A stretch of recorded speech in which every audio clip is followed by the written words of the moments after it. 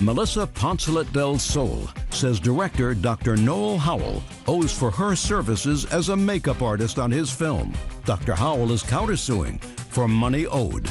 Is it Ms. Del Sol? Yes. You were hired by the defendant, according to your complaint, to be makeup artist in a photo shoot that he was organizing on the island of Antigua? Almost. It was a feature film, actually.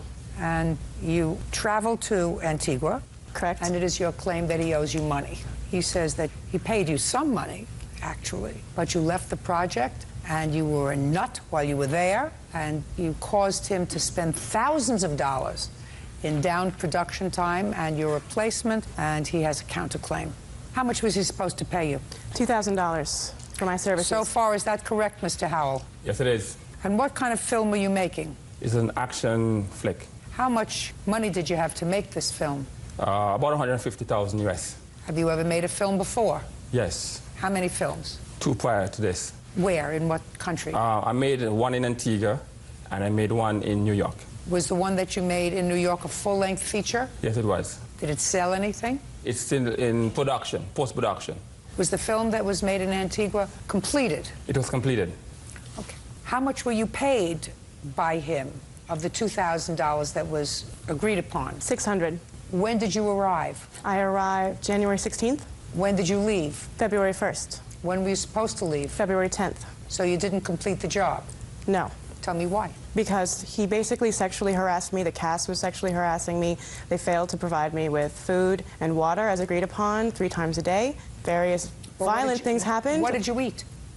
I was lucky to eat 1 time a day, and usually it was a couple pieces of lettuce and an egg. Sometimes I got something called goat water, which is what they do when they take a goat and they kill it and they put it in some rainwater on the front lawn and they boil it, and it's not quite soup. Where did it say in your contract that he was supposed to provide you with meals? I actually never received a written contract. That was another reason why we are having this trouble. We have a verbal contract. The contract included that he would pay me for my services rendered, for my makeup kit expenses, for my lodging, food, and transportation, and he was also supposed to supply me with a cell phone, which he never did. And in exchange for all of that, you were supposed to work from January 16th to February 10th. I was unable to. Why?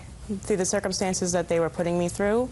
How many other people left? I actually heard a few rumors that a few other people... I'm not interested in rumors. Okay. How many people that you know that you would be able to name for me left the production?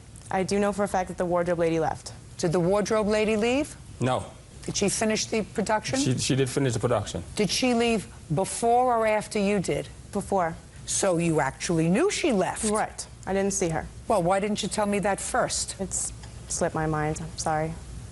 What happened, Mr. Howell? Why did she leave? Well, Melissa had to leave for a number of reasons. The main reason was because Melissa was incapable of doing her work. She was smoking and drinking. Her action became so bizarre, it was hilarious at times, dangerous at times. And I had to replace her on more than one occasion with makeup artists because she just could not function. When you say she was drinking, you mean she was intoxicated?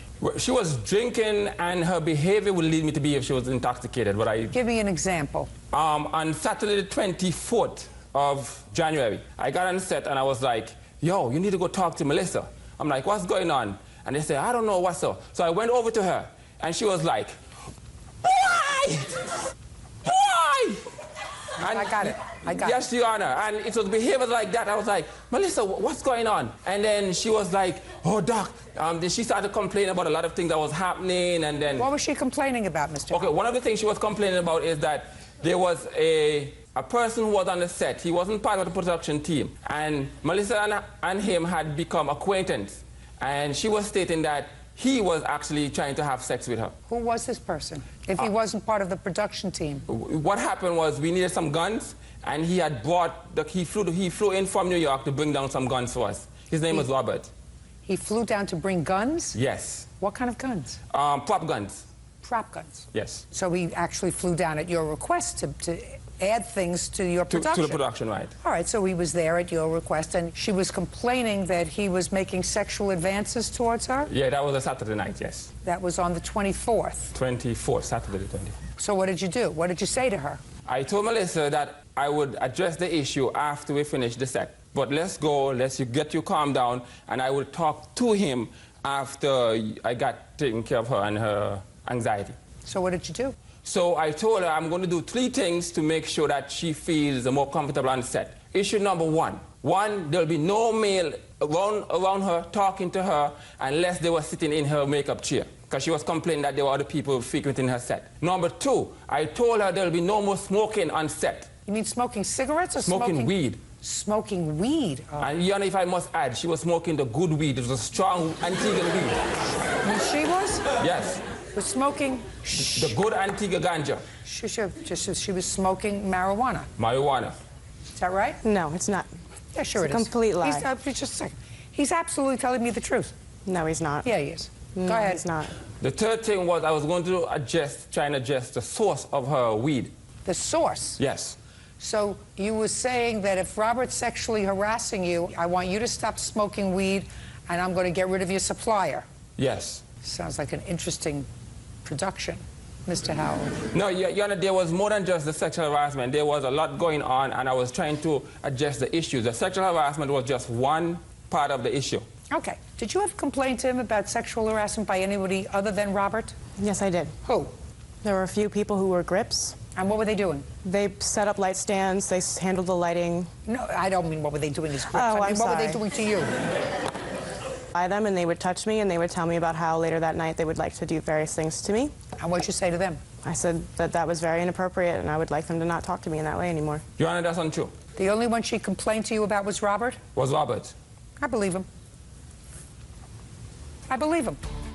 Now, I just want to know why you left on February 1st. Because he no longer was giving me the means to do my job. He kept confiscating my makeup kit every night, so I wasn't able to clean and organize my brushes and my makeup kit. So I would arrive to set with dirty brushes.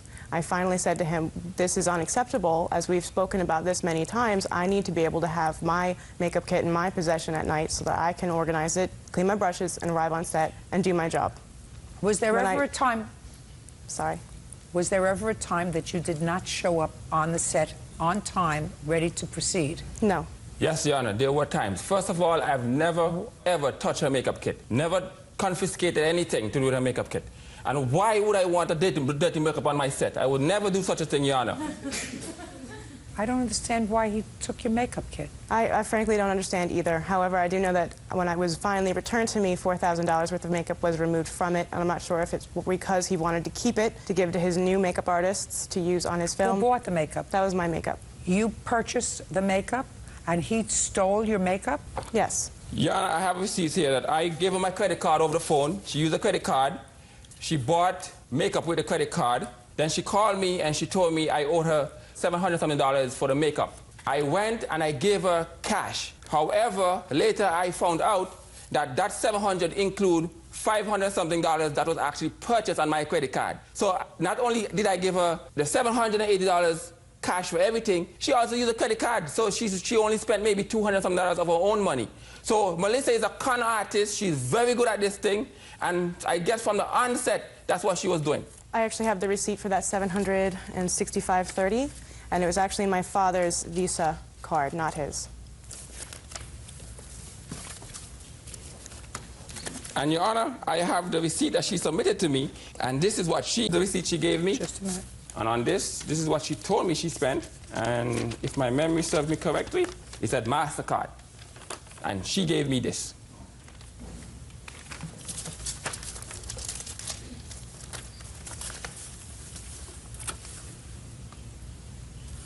This receipt that you gave me is for $532.60. Right. What she has here is $765, purchased on the 13th of January. Yeah, Your Honor, I have the rest of the receipt. This is what she gave me. She gave me everything here together, $776, and that what she gave me was supposed to be, this was supposed to be cash, and that part of it was supposed to be the credit card. Did you take back any makeup from her? I did not. Did you take any makeup from her kit? I did not. Did anybody as part of your production team? Someone might have, but not to my knowledge. The only thing that I know, there was a bottle of blood that was left in the office that we end up using. What I'm asking you is, did you or anyone at your direction take makeup from her kit? No. Okay. I have a list of the missing makeup inventory. Just a second. Did you see him take any makeup from your kit? I did see him remove several items of my makeup from my hotel room when he burst in through the door and threatened to hit me in the face. Your Honor, Just a second. Ms. Del Sol, what items do you tell me now that you saw him take out of your makeup kit? 4 gallons of blood. Other than that? I didn't see it with my own eyes. Your Honor, 4 gallons of blood cannot hold in the makeup kit. Hey, just a second. I'm sorry. You didn't see him take anything No, all I know else? is that when I walked off set, because I had dehydration and sunstroke, because no one would let me sit in their car at the shelter or give me any water on set. There we go again. Sure. Be quiet. My makeup kit was quiet. left on set, and it was unlocked. I have no idea who took it. Okay, let me hear you counterclaim, sir. 30 seconds or less.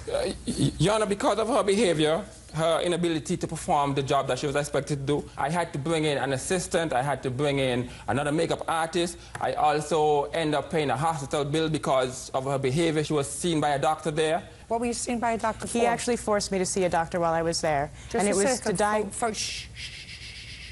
What? Well, at the time I had no idea. After I was seen by the doctor, I was told that I was not homicidal or suicidal, which was rather shocking. So you went to see a doctor in Antigua? In a Yes, hospital? but it wasn't that I went to go see them. We were actually shooting a scene in a clinic that day. So he escorted me into the clinic, and I thought I was going in there to set up my makeup kit. And then suddenly I was alone in a room with the doctor. Don't go on any more photo shoots to Antigua. I won't. Very good. Mr. Howell, when you have a large production staff, sir, I assume you've had difficulties before, of various kinds, not necessarily with makeup artists, but with people who aren't performing their job. Would that be a fair statement? Yes. And you had to replace them. Yes. Have you ever sued anybody for that, sir? Not as yet. You will be unsuccessful if you sue them. You want to know why? Why? Because the courts are busy enough. You got to choose your people better. Get better recommendations. Do whatever you have to do as the CEO of this organization to make sure that you hire people who can do the job. But you don't go around suing them afterwards if your production is slowed not down. afterward. Listen to me.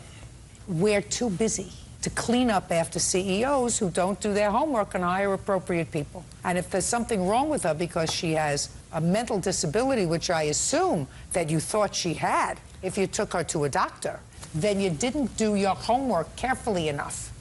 But you don't get paid for that, sir. Your counterclaim is dismissed. Similarly, madam, you did not fulfill your contract. You went home. He stole your makeup. I'm not sure what happened there. He got paid a little. It wasn't a pleasant experience. Yeah, it was the weed. Hey, listen to me and don't interrupt me. Did I give you plenty of opportunity to talk? Yes, Your Honor. I assume that the plaintiff was not the only one on your set who was smoking this wonderful weed that they had in Antigua. I assume that that would be correct, sir. Look over there at his face. Was he there? Yeah, he was there. You get my drift? Yes. I don't smoke. Good. Me neither. But I'm sure there were people there who did. Right? Yeah, Melissa. Only her? You think that I believe that? No, a few. A few. People, but not, and that don't have anything to do with the set. Right, very good. Okay. Goodbye, folks. I don't think you have a case, madam. You got paid some money. I know he doesn't. That's all. Danielle Hines says her former live-in boyfriend, Devin Kilpatrick, owes for rent and the return of property. Devin says he moved out after Danielle filed for a restraining order. Matt, Ms. Hines, the defendant is your former boyfriend. You Yes. lived together. He's also the father of your child. Yes. You had a lease together. He moved out 4 months prior to the lease terminating. Yes.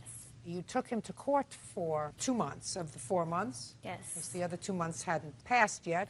And you got a judgment against him for those 2 months. Yes. Now you want the last 2 months of the rent that he owes you.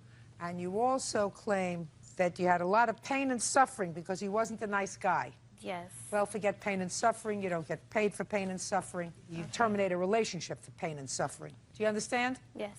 Good. So you want your rent.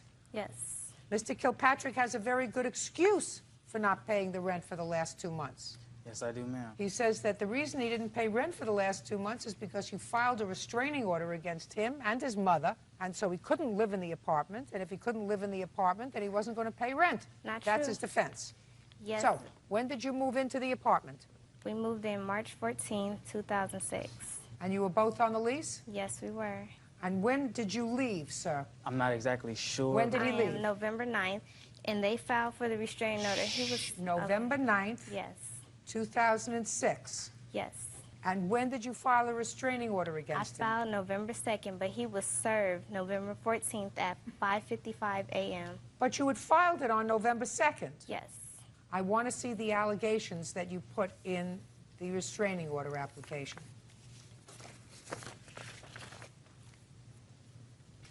Thank you.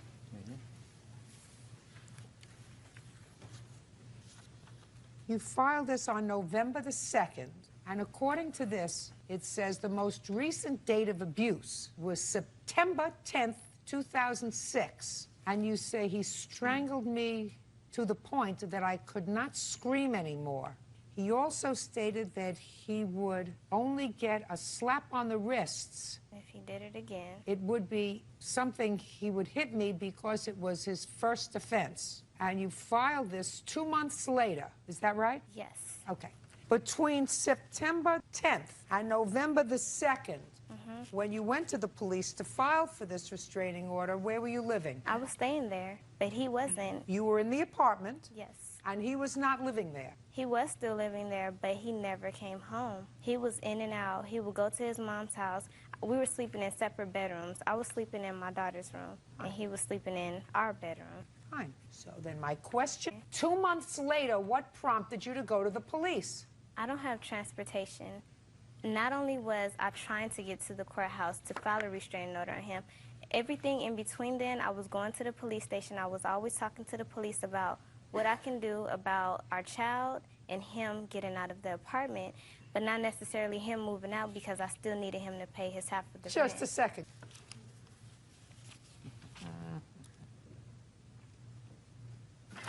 You asked for, in your restraining order, a stay-away order asking that he may not be within 15 feet from you. How was he supposed to be within 15 feet from you if he was still living in the apartment? Because at the time, whenever he would come home, he would go in his room, and I'll either be sleeping in the living room on the floor or in our bedroom. Listen, did you want him out of the apartment or in the apartment? I wanted him to stay because he was still on Then the there was lease. no reason for you to file for a protective order. I just It's didn't want him to nonsense. hit me again. You said that the last time he put his hands on you was when he choked you 2 months before. That's what you swore to in here. Yes. So that there had to be a reason, 2 months later, that you went to the police, you managed to find your way to the police. Yes. And file this protective order. I went to the courthouse to file that. Listen, you're not being honest with me. He moved out, he had a right to move out, he would have been crazy to stay there. Absolutely insane to stay there with a protective order.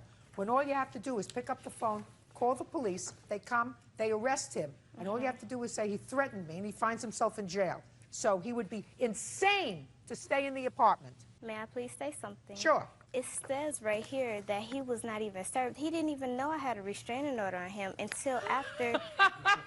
I'm telling you. It doesn't make any difference whether he knew or not, madam. You knew. Yes. So how dare you come here knowing that you had the restraining order, that you didn't serve on him for another couple of days, but you knew you had it, Yes. and still want him to pay rent? Because his name was still on the lease. I did not ask Devin to leave. They said 15 feet because his name was still on the lease. They could not kick him out. I had no choice. I didn't want him to put his hands on me again, Judge. Good. I was afraid. I didn't know what else to do. I understand. You should have left. Should have left. But you can't go get a restraining order on him and say you have to stay in the house, despite the fact that I have a restraining order on you. Okay. So now you are like my prisoner. You look at me cross-eyed, I'm going to call the police. Whether he did anything bad to you in September or not, I don't know. Certainly you didn't go to the police in September. So he would be nuts to stay with you. And now you come to court Yes. and you say, I want him to pay the rent. Yes, because... When he did nothing to you in November, nothing to you in October, nothing to you 3 weeks in September. If I believe that you got into a fight and he put his hands on you in September, I'm not condoning that. Okay. And if you put him out right away, I would have said, okay. Okay. And if I believed that he choked you in September, I would have said, you're bad. You have to pay the rent. Okay. But when you wait 2 months, there's something else going on. I tried. Okay, I I'm did trying everything- to. Believe No, me, I'm Judge, trying. I did everything I could to get to the police department. I went throughout the month of October to get information on what I could do because he's the father of my child. I was trying to ask for information about child custody and what I could do about everything. I'm not talking about child custody. I know I'm talking domestic violence. I'm talking about a restraining order. Okay. Not child custody, not support, Okay. not anything else. Just about the fact that you were in abject fear of him and in need of a protective order that excluded him from the house. Because not to be within 15 feet of you is a ridiculous order against somebody that you expect to live in the apartment with you. Ridiculous. I'm telling you, you cannot live with somebody with a restraining order and expect them to stay in the apartment. Because of the way the laws are recognized now, all you have to do is call the police and say, he looked at me cross-eyed, I want him arrested.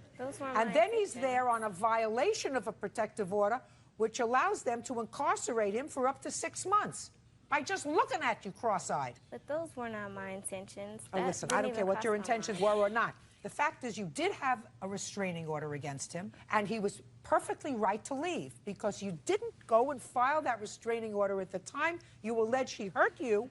You waited 2 months. So there was some other agenda that you had, and I don't know what that was because you look at me, like you don't understand what I'm talking about. But then you were served with a restraining order and you came back into the apartment with your mother. No, not my mother. When? Around, I guess, a week later. After you were served? Yeah, I came, I got all my stuff, and then that was it. Not true. You came and you got some of your stuff, included the refrigerator. Yeah. Yes. Well, that's what she's annoyed at because the refrigerator, she said, was given to both of you as a couple by your mother. She didn't give it to us both as a couple. I don't care. Yeah, she did at the time because you were both eating out of the refrigerator, I assume. But he's allowed to keep the refrigerator. It was not a week later. It was the same day because I had to purchase a refrigerator the very same day. I have the receipt with the date. But I don't understand what you want, and I don't understand what your pain and suffering is. Because I almost had a miscarriage. I had to be taken out of school literally on November 29th. My doctor had to write me an excuse because I had to keep on being rushed to the hospital. And I have all the hospital papers stating that I had You have a hospital paper that says it's his fault that you almost had a miscarriage? Well, it was stress. Of course it's stressful. Life is stressful, madam. Life is stressful. Yes, it is. Life is stressful. You don't want to be stressed until you're sure about somebody. You shouldn't get pregnant by them. Actually, those were my intentions either. Well, not your intentions. What you do is you take care. But I was on birth control. I have the papers proving that I was on birth control. You would like to see it. Well, I suggest you sue the birth control company because it failed. Listen to me, Miss Hines. Are you living in the apartment now by yourself? Yes. No. Well, how are you supporting yourself? I had money that was saved up, and I spent all that money on the rent. How old are you? I'm 20 and a half. So why don't you go to your father or your mother's house? You're 20 years old and you have a baby. He should pay child support, but he's not going to support you. You're not his wife. No, He said he'll contribute to the support of his child. He absolutely should do that. But he's Are you not. paying child support? No, not yet. Why not? She just, I don't know, she just filed it, I guess. She doesn't have to file it. Did you see your baby? Yeah. Well, no. You have to take care of your baby. I see him when I can. I work about 6 days a week, so I can't be there all the time. Well, if you work 6 days a week, then what you should do is you should have enough money to help support him. But he doesn't. And you don't need a court order to tell you that, sir. Do you understand? Mm-hmm. I should see the money coming out of your wallet right now. Please, for some diapers. I would like some diapers. Listen to me. Don't talk to him. Okay, I won't. I should see money coming out of your wallet now. Did you hear what I said? I heard you. Get it out. Don't have none in my wallet. How could a man who works 6 days a week not have any money in their wallet? I don't keep money in my wallet. Where do you keep it? In the bank. Good. How much money do you have in the bank? Don't know. Well, I've got news for you, sir. When ultimately you're going to want to see this child, and the tape of this is going to be available for her, for whatever, you get no sympathy from me if a father needs a court order to tell him that he's supposed to pay child support. Court's not supposed to tell you that. And here is supposed to tell you that. Do you understand? So the support should be forthcoming. You don't have to pay anything for rent. Because she wanted to live alone, she filed for a protective order against you. And if that's the case, then she pays the rent. Got it? Okay. And if you don't want to pay the rent, go home to your mother. Or get a job and start supporting yourself. I will. Good. Perfect. Your case is dismissed. That's all. Ashley McLeod says former friend Justin Lawler owes for late fees associated with a broken window on her rental car. Ashley says police officers were forced to break into the car after Justin passed out drunk. Miss McLeod, you and the defendant were friends. It's my understanding that you wanted to take a little day road trip together. You needed a car, so you rented a car on your credit card. Yes. And you were going from someplace to San Diego? Actually, we were going from Austin, Texas to South Padre Island. And Justin had told me that he had to be on the rental car agreement because I couldn't rent the car by myself because I was under 21. Okay, but the car was leased with your credit card? Yeah. Okay, and he was driving? Yes. What time did you rent the car? We had gone that Friday. It was sometime in the afternoon to rent the car. And then we were going to leave for South Padre shortly after we had rented the car. And you did? Yep. Was he drinking? When the incident occurred, he had been to a few bars. He'd had a few drinks. Well, that would be a yes. Yes. To make a long story short, what happened was he took the car to go from one place to another. I don't know where you were going. But according to you, you pulled the car over and fell asleep, but fell into a dead sleep coma because the police came up to the car and they tried to wake you. It was actually parked in a parking spot. They tried to wake you, and they couldn't wake you from this deep coma sleep. They banged on the door, they rapped with their baton, and then they feared for your safety. Since the car was locked, they busted out the window of the car in order to ensure that you were safe. Ashley McLeod says former friend Justin Lawler owes for late fees associated in her rental car. Ashley says police officers were forced to break into the car after Justin passed out drunk. Now, the car had to be taken in to be fixed. You paid for the window, but it took time, and she was charged $500 extra on her credit card that she feels as if you're responsible for, because but for the fact that you fell asleep in the car, it wouldn't have happened. That's your case. Yes. Mr. Lawler has an interesting defense that we are all breathlessly waiting to hear. When we first rented the car, I actually told her to get the rental car insurance because that way, if anything did happen, we would not be liable for the damages done. And at that time, she said that she had insurance. It would be $100 cheaper. The guy rang it up with the insurance on it for the rental car. And then she said, well, no, it'd be cheaper if we do it the other way. I didn't want to because I had rented a car before and know that if you get rental car insurance, it covers everything. So she insisted on putting her current insurance on there. And once we got down there, her mom, she talked to her, told her the insurance was on there. And then her mom said if anything happened to that car, that their insurance would get dropped. So the insurance didn't cover the actual damages done at all. Can I say something? What? No! Oh, sorry. I'm not finished with him yet. Sorry. So let me understand his defense. His defense is she should have taken out the insurance. Right. That's your defense. Yes, ma'am. Sounds right to you? Well, that sounds like what he said. That sounds like it. Why did you fall asleep in the car, Mr. Lawler? Why did I fall asleep in the car? Just a second. Is there an echo in here? I know that you think that it's going to give you an opportunity to think of a reason. He wasn't but sleeping. I'll Sorry. get back to you. Why did you fall asleep in the car?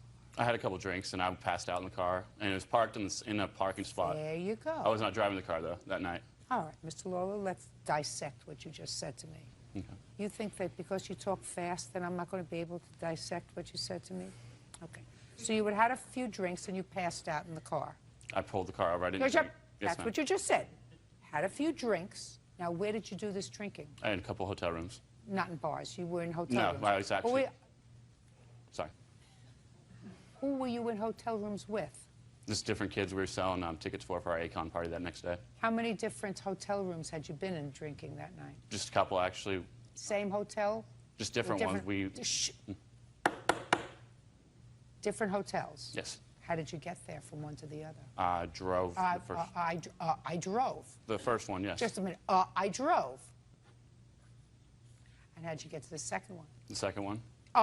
Yes, the My second friend took one. me to the second one in his The car. second one. Your friend took you in his car, and you left your car where? There's a condo that was parked at. You didn't tell me you were in a condo, sir. You said you were in hotel Well, rooms. that's what South Potter has, condos and hotels. We just go to different ones. You told me you were in a hotel room. Do you see where we're going, sir? Yes, ma'am. Cameras pick up everything. So do my eyes. I have very, very bad vision when I have to read something without my glasses. Far away, I can tell a smirk and an I gotcha from a mile away. What do you do for a living? I'm a promoter for a production company. They're usually pretty glib and pretty light on their feet. Promoters. I've been promoting myself for 3 times as long as you're alive. You owe her for the car, and you're going to pay her for the car because it was your fault. Even though the insurance... Your fault! Nobody laid you down, pried open your mouth, and poured alcohol down your throat. Nobody told you to fall asleep in the car. Nobody told you not to tell your friend, would you please take me back to one of these condos where I'm supposed to be staying tonight? Nobody told you any of that. You were drunk. You drove a car drunk. You passed out in the car. Your fault. You pay for it.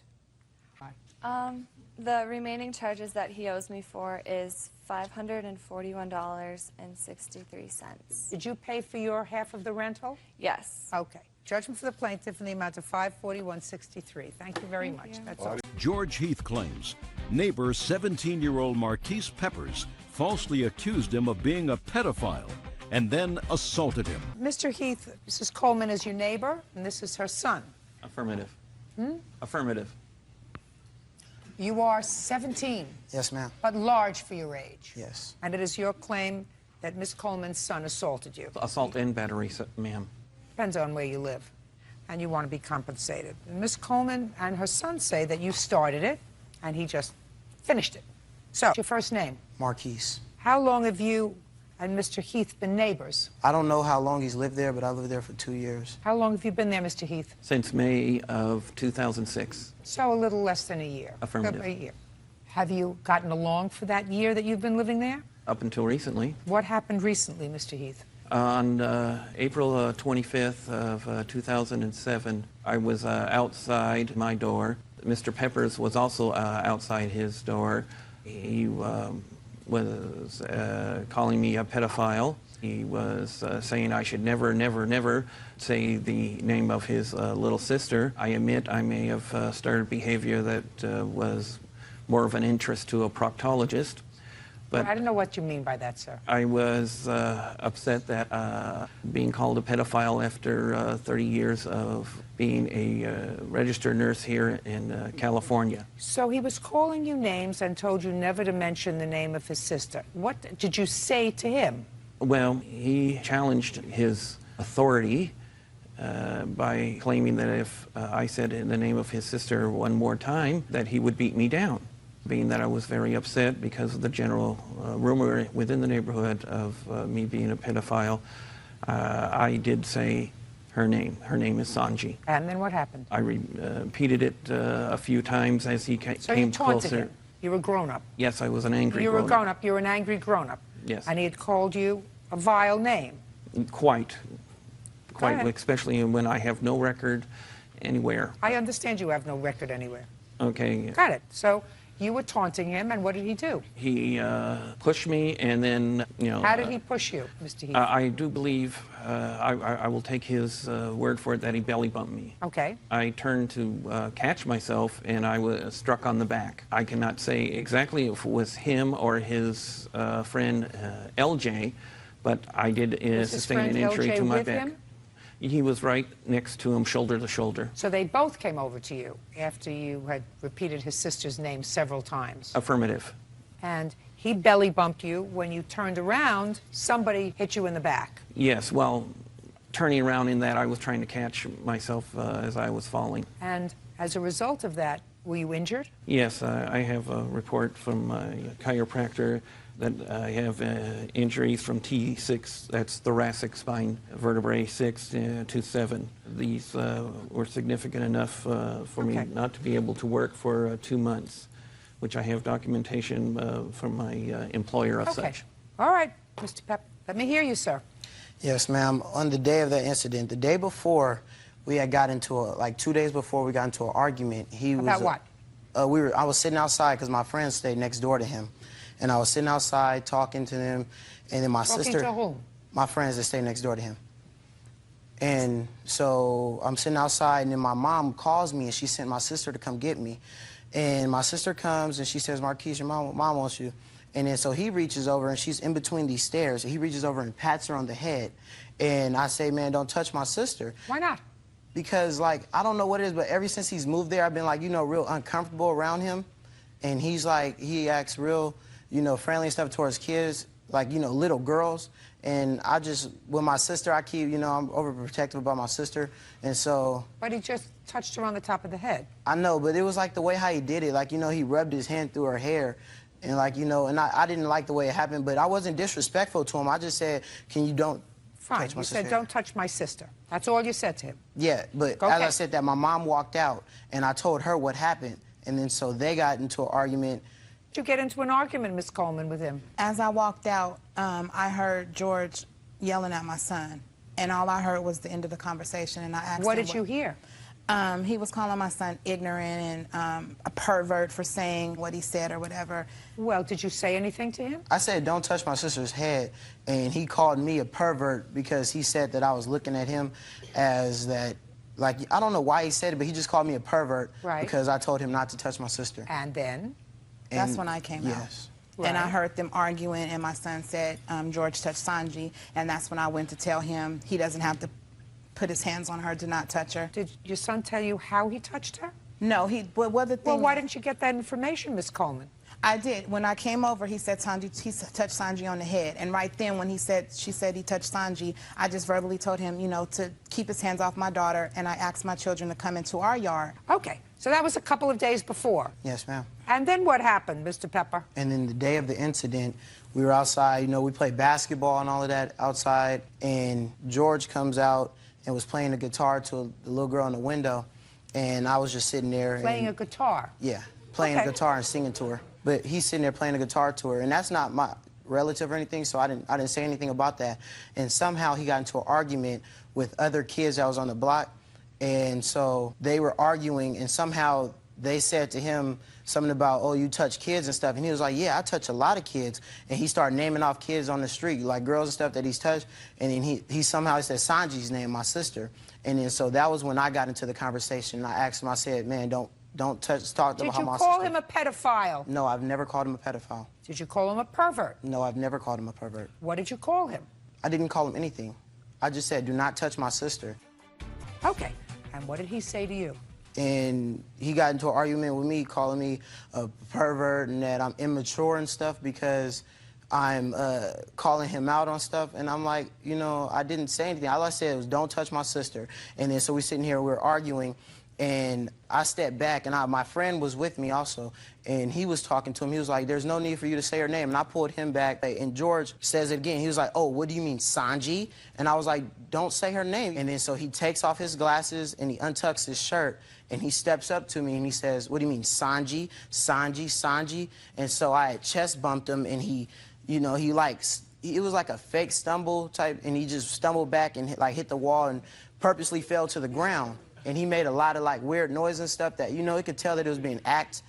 And like some kids was laughing at him and stuff because he was acting it out. And his wife said, I'm calling the police. And then so I looked at him, and then I turned around and my sister was calling me. So I turned around, picked up my sister, and then I told my friend, I was like, let's go. And then we walked to his house. Mr. Pepper. Yes, ma'am. What facts do you have that suggest to you that Mr. Heath's intentions with regard to the kids who play in the neighborhood, either singing to them or patting your sister on the head, is anything other than just genuine caring for children? It's because of the way like he does it. It's real weird. You know, I don't feel comfortable around him. And for that, I don't feel like my sister should be around him. I've never been disrespectful to him or anything. You assaulted him, sir. No, ma'am, but yes, you did. Incident, you assaulted him, sir. He was taunting you, which is not very smart of a grown-up man to do. Yes, ma'am.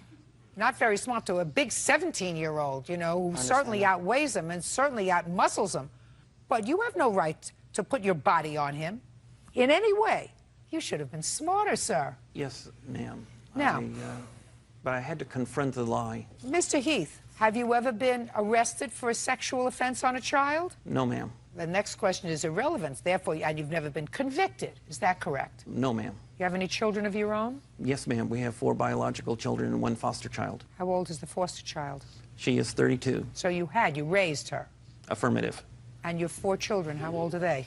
We have a boy who's now Sergeant George Heath of the 3rd Armored Cavalry Regiment. We have twin boys, Pete and Repeat. One is Staff Sergeant Joseph Heath of the 11th Armored Cavalry Regiment. Our other son is Specialist David Heath, who recently was, last week, was taken out by shrapnel in Baghdad, but he's doing just fine. He'll be in the United States today. And then my daughter, Rebecca Heath, she's 23. She's a certified nurse's aide and a senior in health administration. Have any of these children visited your home? Yes. You live in your home with your wife? Yes. How long have you been married? 31 years, ma'am. Mr. Pepper. Yes, ma'am. We are supposed to rejoice in the differences among people in this country. That means that not everybody is made the same. I know that. Some people say affirmative rather than yes. Some people may appear to be, to you, a little peculiar, but that doesn't make them a pervert. No, ma'am, I've That never... doesn't make them strange. That wouldn't inspire me to say to somebody who's the father of 4 children, don't put your hands on my sister. Now, if you said to me that he hit her in the behind or tapped her in the butt, I would say, go over there and you can knock his lights out. But what you told me was he patted her on the head, and you just didn't like the way that looked. And you went outside, and all you heard was your son saying to you, he touched your daughter, and you blew. You didn't listen. I think that what you have to do is celebrate the differences amongst people, Mr. Pepper. You have perfect right to say to your daughter, listen, I don't want you to go over to neighbors, strangers, or whatever. Absolutely no business, despite the fact that Mr. Keith was not smart. Yes, ma'am. Has no right to go over there and chest bump him, belly bump him, or whatever other kind of bump him he did. His lawsuit asks for $1,700. He's going to get that. You have a counterclaim. Counterclaim is that he filed false charges against you with Child Protective Services. When did he file charges against you with Child Protective Services? Per the letter, it says on 5/2 that there was an investigation. And what makes you think that it was Mr. Heath who filed those charges? Okay, when we went to court for a restraining order, that was denied. Mr. Heath subpoenaed the CP. Who went to court for a restraining order? George filed a restraining order on me and my son. Well, he should have. Right. Your son used force against him. Right. Was it granted? No, they were both denied. Oh, that's ridiculous. In my judgment, it's ridiculous. What grounds do you have to file for an application for a protective order against Mr. Heath? Because when the incident happened, my daughter constantly goes over there, and it's like everywhere my daughter is, he's behind her. Like it's in a place that he goes across the street that my daughter plays at. He's never over there, but every time my daughter is over there, George is over there. You know what I'm saying? It's like it seems like everywhere my daughter is, I see George, normal places where he doesn't go. He's normally in his yard. Like he comes in my yard and uses the water hose. He was told by the judge, he was told by the police officers that he keeps calling on me to stay away from us. We were told to stay away from each other. I agreed. But he constantly, like if my daughter's in the yard, I don't let her out the yard because of the situation. I'll make her stay in the yard and ride the bike. George will come over, open the gate, and use the water hose, or, you know, just do stuff to, you know, to have me try to have confrontation towards us. What proof do you have that Mr. Heath called I don't have proof that he called, but for our restraining order, he had all the information. How does he know that CPS came to my house? When we went to court, he filed a subpoena for the CPS worker to come to our restraining order. That's how I assumed that he called, because... Did you have that information, Mr. Heath? The reason I know that Ms. Johnson is a child protective worker is that she was at Ms. Coleman's door, and when I saw her, and I said, I don't think Ms. Coleman's there. She asked, you know, who are you? I identified myself and where I live, and then she identified herself, and we went into my apartment, and we had a discussion concerning, well, actually, one of the things we discussed is whether or not I am a pedophile. Obviously, I'm here, not arrested, so she felt there was no basis for the allegation that I'm a pedophile. Did you make a call to Child Protective Services, sir? Can I leave that under confidentiality? See what I'm saying? Well, yes you or see, no? I'll answer if you, well, if you want me to. The point is, Mr. Heath, if you had grounds in your judgment to place a call to Child Protective Services, because that's her counterclaim, she says that you had no basis. She believes that you did call. Okay, that would be a different question. Would I have, if I called, would I have a basis? The answer is yes, I would. Well, tell me what basis you had if you had called. Okay. Got it. I'm sorry, I don't consider that very funny. The basis I have is that I have seen her use the most unusual type of child rearing, curse words at her daughter. I've seen her with an open hand strike her daughter in the head. Also, I am quite suspicious that her daughter has some type of minimal brain damage. I'm not sure if it's cerebral palsy. Shh, quiet. You can't be quiet, you'll leave. Do you understand? Good. Go ahead. I am not sure if it's cerebral palsy, or I'm not sure if it's attention deficit disorder, but I know she has fine motor coordination problems because one of the things I have done with the children is to plant a garden. And when Sanji came up to plant, she could not follow my simple instructions that I could get children half her age to do. So I am just... Put your hand down. Go ahead. I am quite concerned. I do know... Okay, so that would be the basis. If you Yes. had called... If I had called. If you had called, that would be the reason that you called. Affirmative. Go ahead. Okay. As far as me, the allegation was that I called my daughter the B word and I hit her with an open fist. My daughter is really, I would never, I do not use that word. I don't like that word. I don't like to be called that word because my mother called me that, and I would never call my children that, no matter how angry or what we were going through. So that's just ridiculous. And as far as me hitting my daughter with an open fist, there's just no... Open hand. Yeah, open hand. There's no way. I don't... You can ask my son. She doesn't even get in trouble. So I don't even know. Your counterclaim's denied. You owe Mr. Heath $1,700, which is what he's asking for this assault. Mr. Heath may be a peculiar man. He may not have exercised good judgment when he taunted you by repeating your sister's name. It doesn't give you license to put your hand or your body, and you have a big body, sir, on another human being. You have no right to do that. As I said, there is no indication today that Mr. Heath is anything other than maybe a slight bit odd. I resemble that remark. Right. But that's it. And we celebrate that kind of stuff in this country. You have an absolute right to say to your daughter, I don't want you to play with Mr. Heath. I don't want you alone with him. Don't go to his house. But you can't put your hands on him. Do you get it? Yes, ma'am. Judgment for the plaintiff in the amount of $1,700. That's all. Parties are excused. You may step out. Elizabeth Rivera says her ex-boyfriend's girlfriend, Athena Hernandez, bit off the tip of her pinky finger during a fight. Athena is countersuing, claiming Elizabeth vandalized her truck. Miss Rivera, the defendant is your ex-husband's current girlfriend. Correct. And according to your complaint, outside of school, an incident occurred where she attacked and assaulted you. You want to be compensated for that injury. It resulted in severe damage to a finger.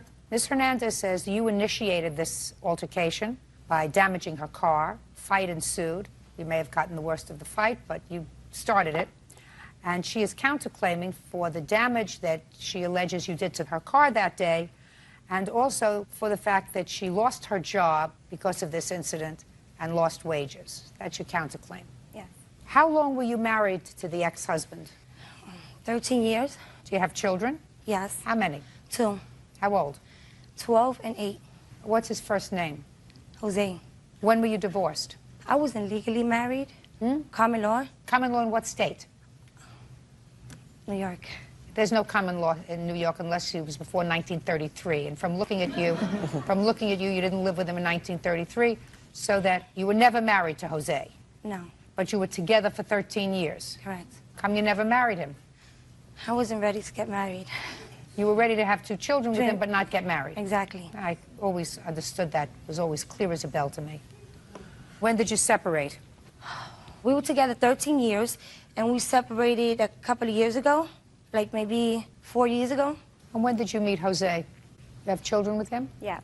How many? 1. How old? 6. So you were with him when he was living with her? No. According to me, he wasn't living with her. Your child there's a 2-year age difference between your child and hers. Yes. How long have you been living together? Going on 4 years.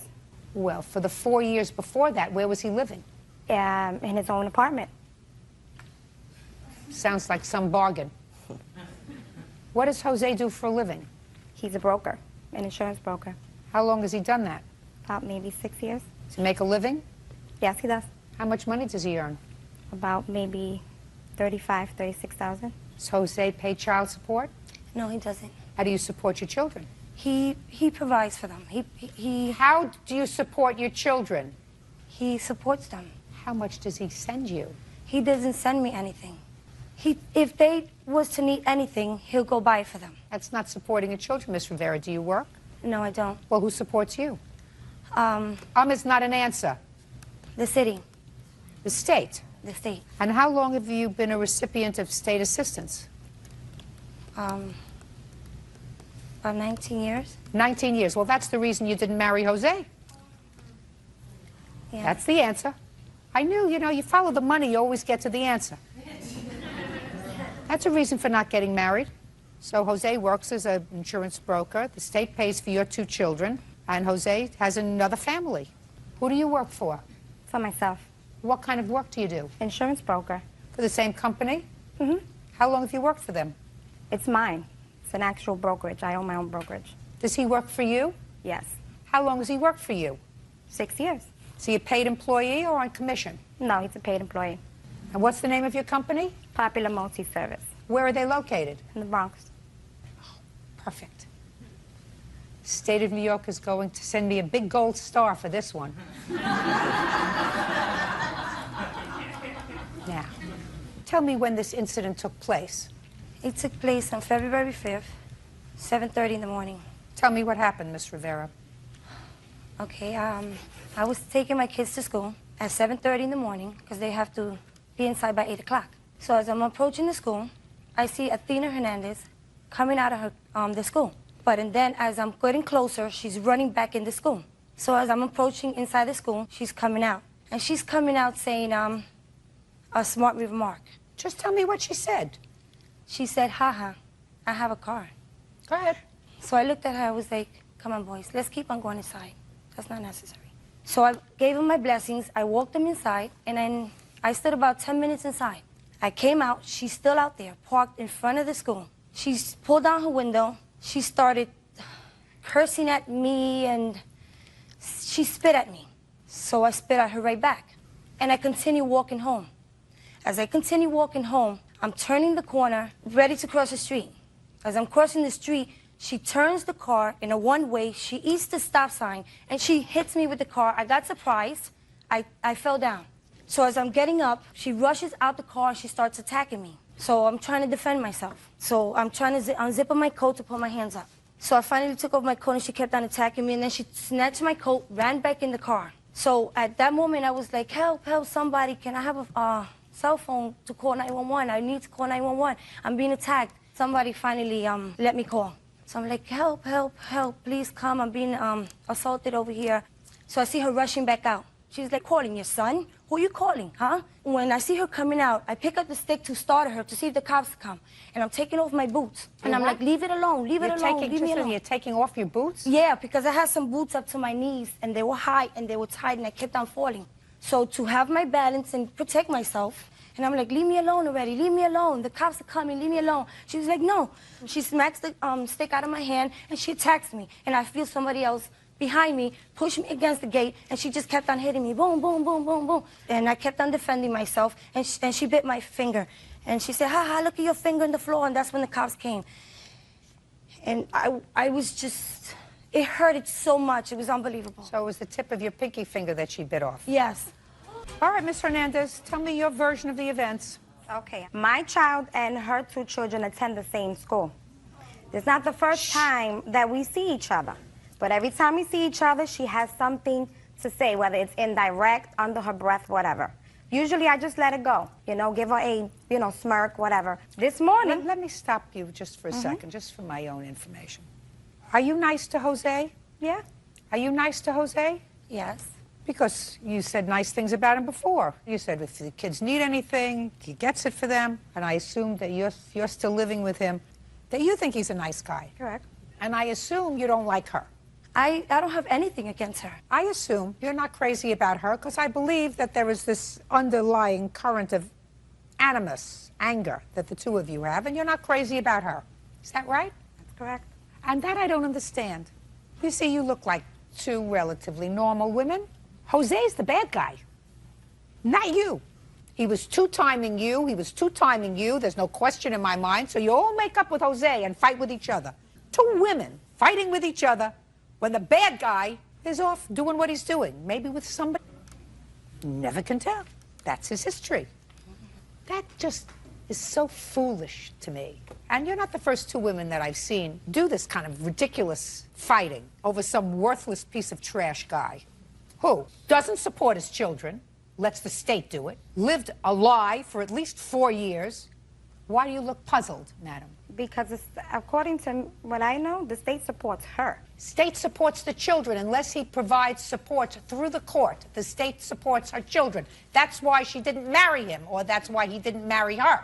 They had a little extra cash. He's not going to have that extra cash anymore because they're going to attach his salary, which you just swore under oath that you paid him the last 6 years. They're going to go back and take it out for 6 years' worth of money. Let's move on with February 5th at 7:30 in the morning. I'm getting out of my vehicle, dropping off my daughter. I run into school. It was freezing that day. As I'm leaving the school, she's entering the school with her 2 children. She tells her oldest son, I'm just effing showing off. I look at her, I said, you know what, why don't you just take your kids into school and shut up? I don't have effing time for this. I'm going towards my truck. Nice talk in front of the children. I go towards my truck. Both of you, as a matter of fact. Because I absolutely believe that that happened. First of all, my... Shh. Okay. I go towards my truck. She puts her kids through, there's one door, second door, leaves them in there, runs back out, starts taking off her coat, telling me, I've been dying to kick your for the last 8 years. Get out of the truck. I'm in the truck, and I'm laughing at her while she's taking off her clothes. Mind you, it's 8 degrees outside. Now she starts kicking my passenger door, gets in front of my truck, bangs on the hood. I'm honking the horn for her to get out of the way. I can't drive fast because there's parents dropping off their children, and we're in front of a school, and they have speed bumps. If not, I would have went around and kept going. Couldn't do that. I went up, moved up a little, she moved over, right? As I'm going towards, there was a stop sign. Just a minute. You have a big business? It's a small business, not that big. In case somebody has to reach you at your business when you're out with your child, how do they do that? My cell phone. Which works? Which I didn't have. I don't believe that. You don't walk out of the house in 8-degree weather in a car without your cell phone. Your Honor, I didn't even have a bra on. I don't care whether you had your bra. You may go out without a bra, but nobody goes out without their cell phone. So I don't believe that. Okay. Absolutely don't believe that you didn't have your cell phone. So if you have this nut banging on your car looking to fight with you, what is the last thing you do, Miss Hernandez? The last thing you do. You have a nutty person, takes off her coat in 8-degree weather, starts banging on your car, damaging your car. What is the last thing a woman does? Gets out of the car. So what I want to know is, how did her finger get bitten off if you stayed in the car? I didn't stay in the car. Why not? Because she spit at me through the window. First of all, why is the window open if it's 8 degrees outside? Because when it's 8 degrees outside, when I used to live in New York, the first thing I did was make sure those windows were up and the heat was on, not keep the windows down. So why, Miss Hernandez, were the windows down? I rolled down the passenger window. For what? To curse her out and tell her to go home. Got it? Got it. You have some crazy person who's attacked your car, who's hell-bent on attacking you. Why in the world would a businesswoman who has apparently a successful small business, so she's savvy, why would she get out of a car where she's safe to confront some lunatic? Years. Why would you do that? Because I was tired of her. I was tired of her. So you got out of the car to beat her up? No, to return the favor. Oh, no, no, no, no. No, no, no. Don't believe that for a minute. Not for a second. I believe you got out of the car to beat her up. That's what you did. You got out of the car to beat her up. And Miss Rivera, there isn't a question in my mind that you attacked her car. Not a question in my mind that the situation happened exactly the way you told me it happened, with a few minor changes, that she beat you up because she was furious. And there isn't a question in my mind that she banged on your car before you got out of the car and beat her up. Now, who is this, by the way? This is my son. He's been supporting me through my pain and suffering. You wouldn't have had any pain and suffering if you hadn't started to rail on her car. Your Honor, this has been going on for a long time. Ms. Rivera, I'm not interested in a long time. She's been sending me letters through the mail and harassing me and everything. Were you arrested? Many years ago. Arrested for this case? Oh, yes. Correct. Were you arrested? Yes. For this case? Yes. And what happened when you went to court on this case, Ms. Rivera? Because you were arrested, I assume, for either vandalism or harassment.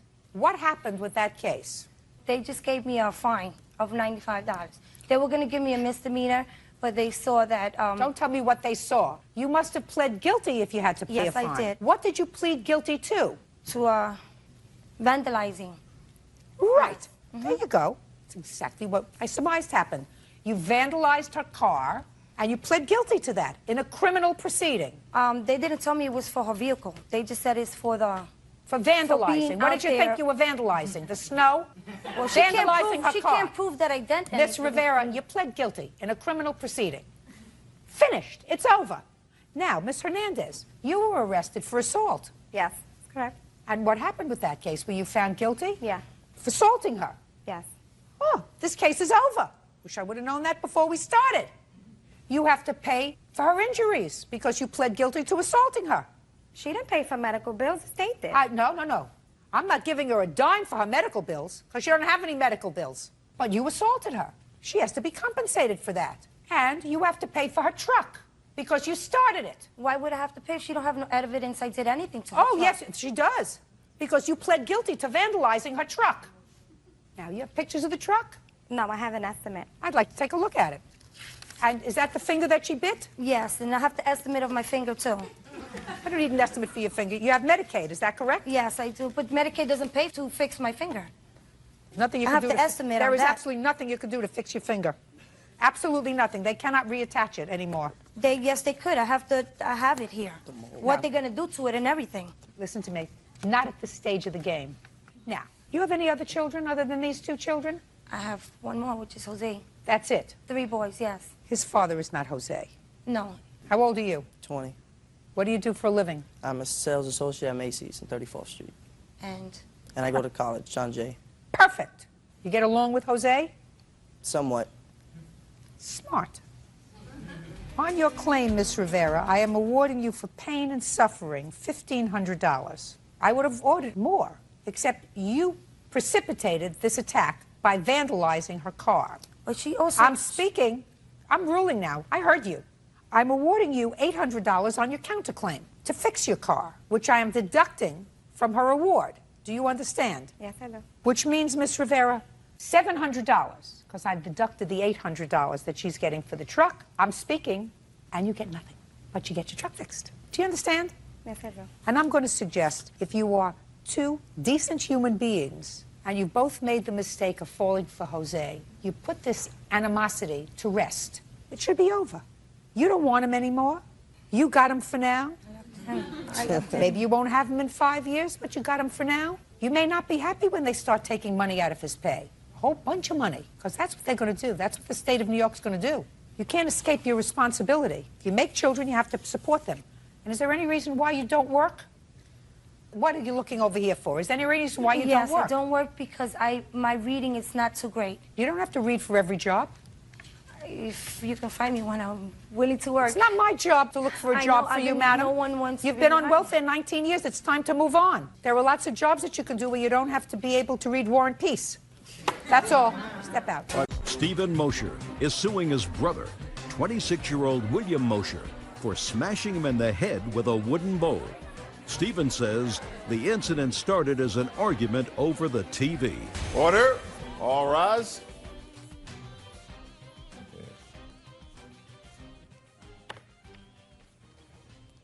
Your Honor, case number 231 on the calendar, the matter of Mosher versus Mosher. Thank you. You're welcome, Judge. Parties have been sworn in. You may be seated. Folks, have a seat, please. Mr. Mosher, you claim that your brother assaulted you. Yes, He ma'am. assaulted you at his home, where you were a guest. Yes, ma'am. Who do you live with? My parents, ma'am. How old are you? 26. What's your first name? William. Who do you live with? My wife. And your first name is? Stephen. So it is your claim that William assaulted you. William says that there was a fight that you started. You just got the worst of the fight. Yes, ma'am. When did this argument take place, Stephen? This occurred on September 25th.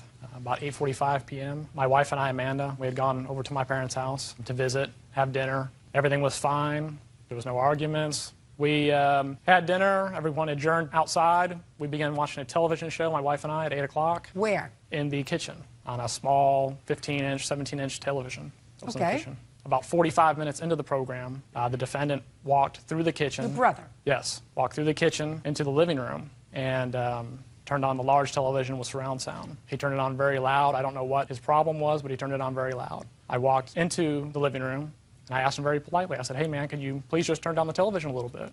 And at that time, he yelled at me, profanities. I turned around. I didn't say anything to him. I came back into the kitchen. I sat down. I tried to hear my program that I'd been watching for 45 minutes already, and I could not hear it. I sat directly in front of the television set, turned it up. I still couldn't hear it.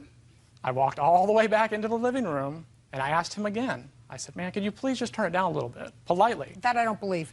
3 times. Three times, Your Honor. Stephen, first time maybe, second time I don't believe. Well, Your Honor, he had an anger problem, and I try not to Stephen, first time I believe you went inside and said, could you turn it down?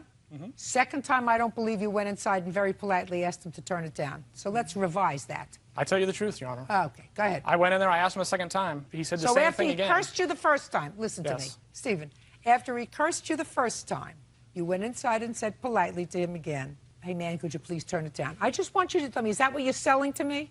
No, ma'am, that's what happened. Is that what you're selling to me? That's what happened. Go ahead. Keep going. I went back into the living room for the second time. I asked him again politely. He shouted profanities at me again. I walked back into the kitchen. I still couldn't hear it. By this time, I'm getting a little frustrated. I walked outside of the home. I looked for my parents. I didn't see them. I came back inside. I'm still at the television. I still can't hear it. I walked back in there again. I actually tried to turn down the television myself. I look off the corner of my eye. I see the defendant running at me. And I kind of put my hands up. I'm like, what are you doing? What's going on? At that time, he struck me in the side of the face. I wrapped my arms around him and was struggling to hold him. He was trying to hit me. We fell down to the floor. He was still trying to strike me. At that time, I had my head down, trying to protect myself, holding him down. He did come free. We stood back up. I was still trying to hold on to him. I was holding on to his shirt. His shirt started to come off. I stepped back. He pulled his shirt off the rest of the way, and he came at me again. I grabbed him again, put my arms around him again. I did not one time hit him. I backed him up all the way to the fireplace area, which is probably about 8 feet away. I let go of him. I stepped back to where we originally were. He grabbed a large wooden bowl, ran at me like this. When he got closer to me, I tried to duck because I thought he was going to throw it at me. He hit me in the back of the head. I fell to the floor. I blacked out for a split second. And she came into the room, and she was yelling at him to stop. Finally, I got up. I was dizzy. I reached back to the back of my head. My head was busted open. I was bleeding. I had blood all over my hands. And you had stitches? I went to the hospital. They put stitches in. Okay. All right, Mr. Mosier, let me hear your version of the events. When I was watching TV, actually, I didn't have it up that loud. It is loud because it's a surround sound system. You can't... What were you watching, William? I don't even know. It doesn't matter. I mean, it was just TV. It matters to me. What kind of answer is that? It doesn't matter. It was just regular TV programming. I mean, it wasn't nothing special. I was just watching TV. Every time he comes over... Just a second. Don't tell me every time. On the 25th of September, you saw that your brother and his wife were watching television in the kitchen. Yes, ma'am. You went into the living room to watch something that was sort of irrelevant to you because you would have remembered it, considering the fact that you were arrested that night or at some point. There was a lot of other things going on. I really don't remember with everything going on. I would have remembered what it was that was so important.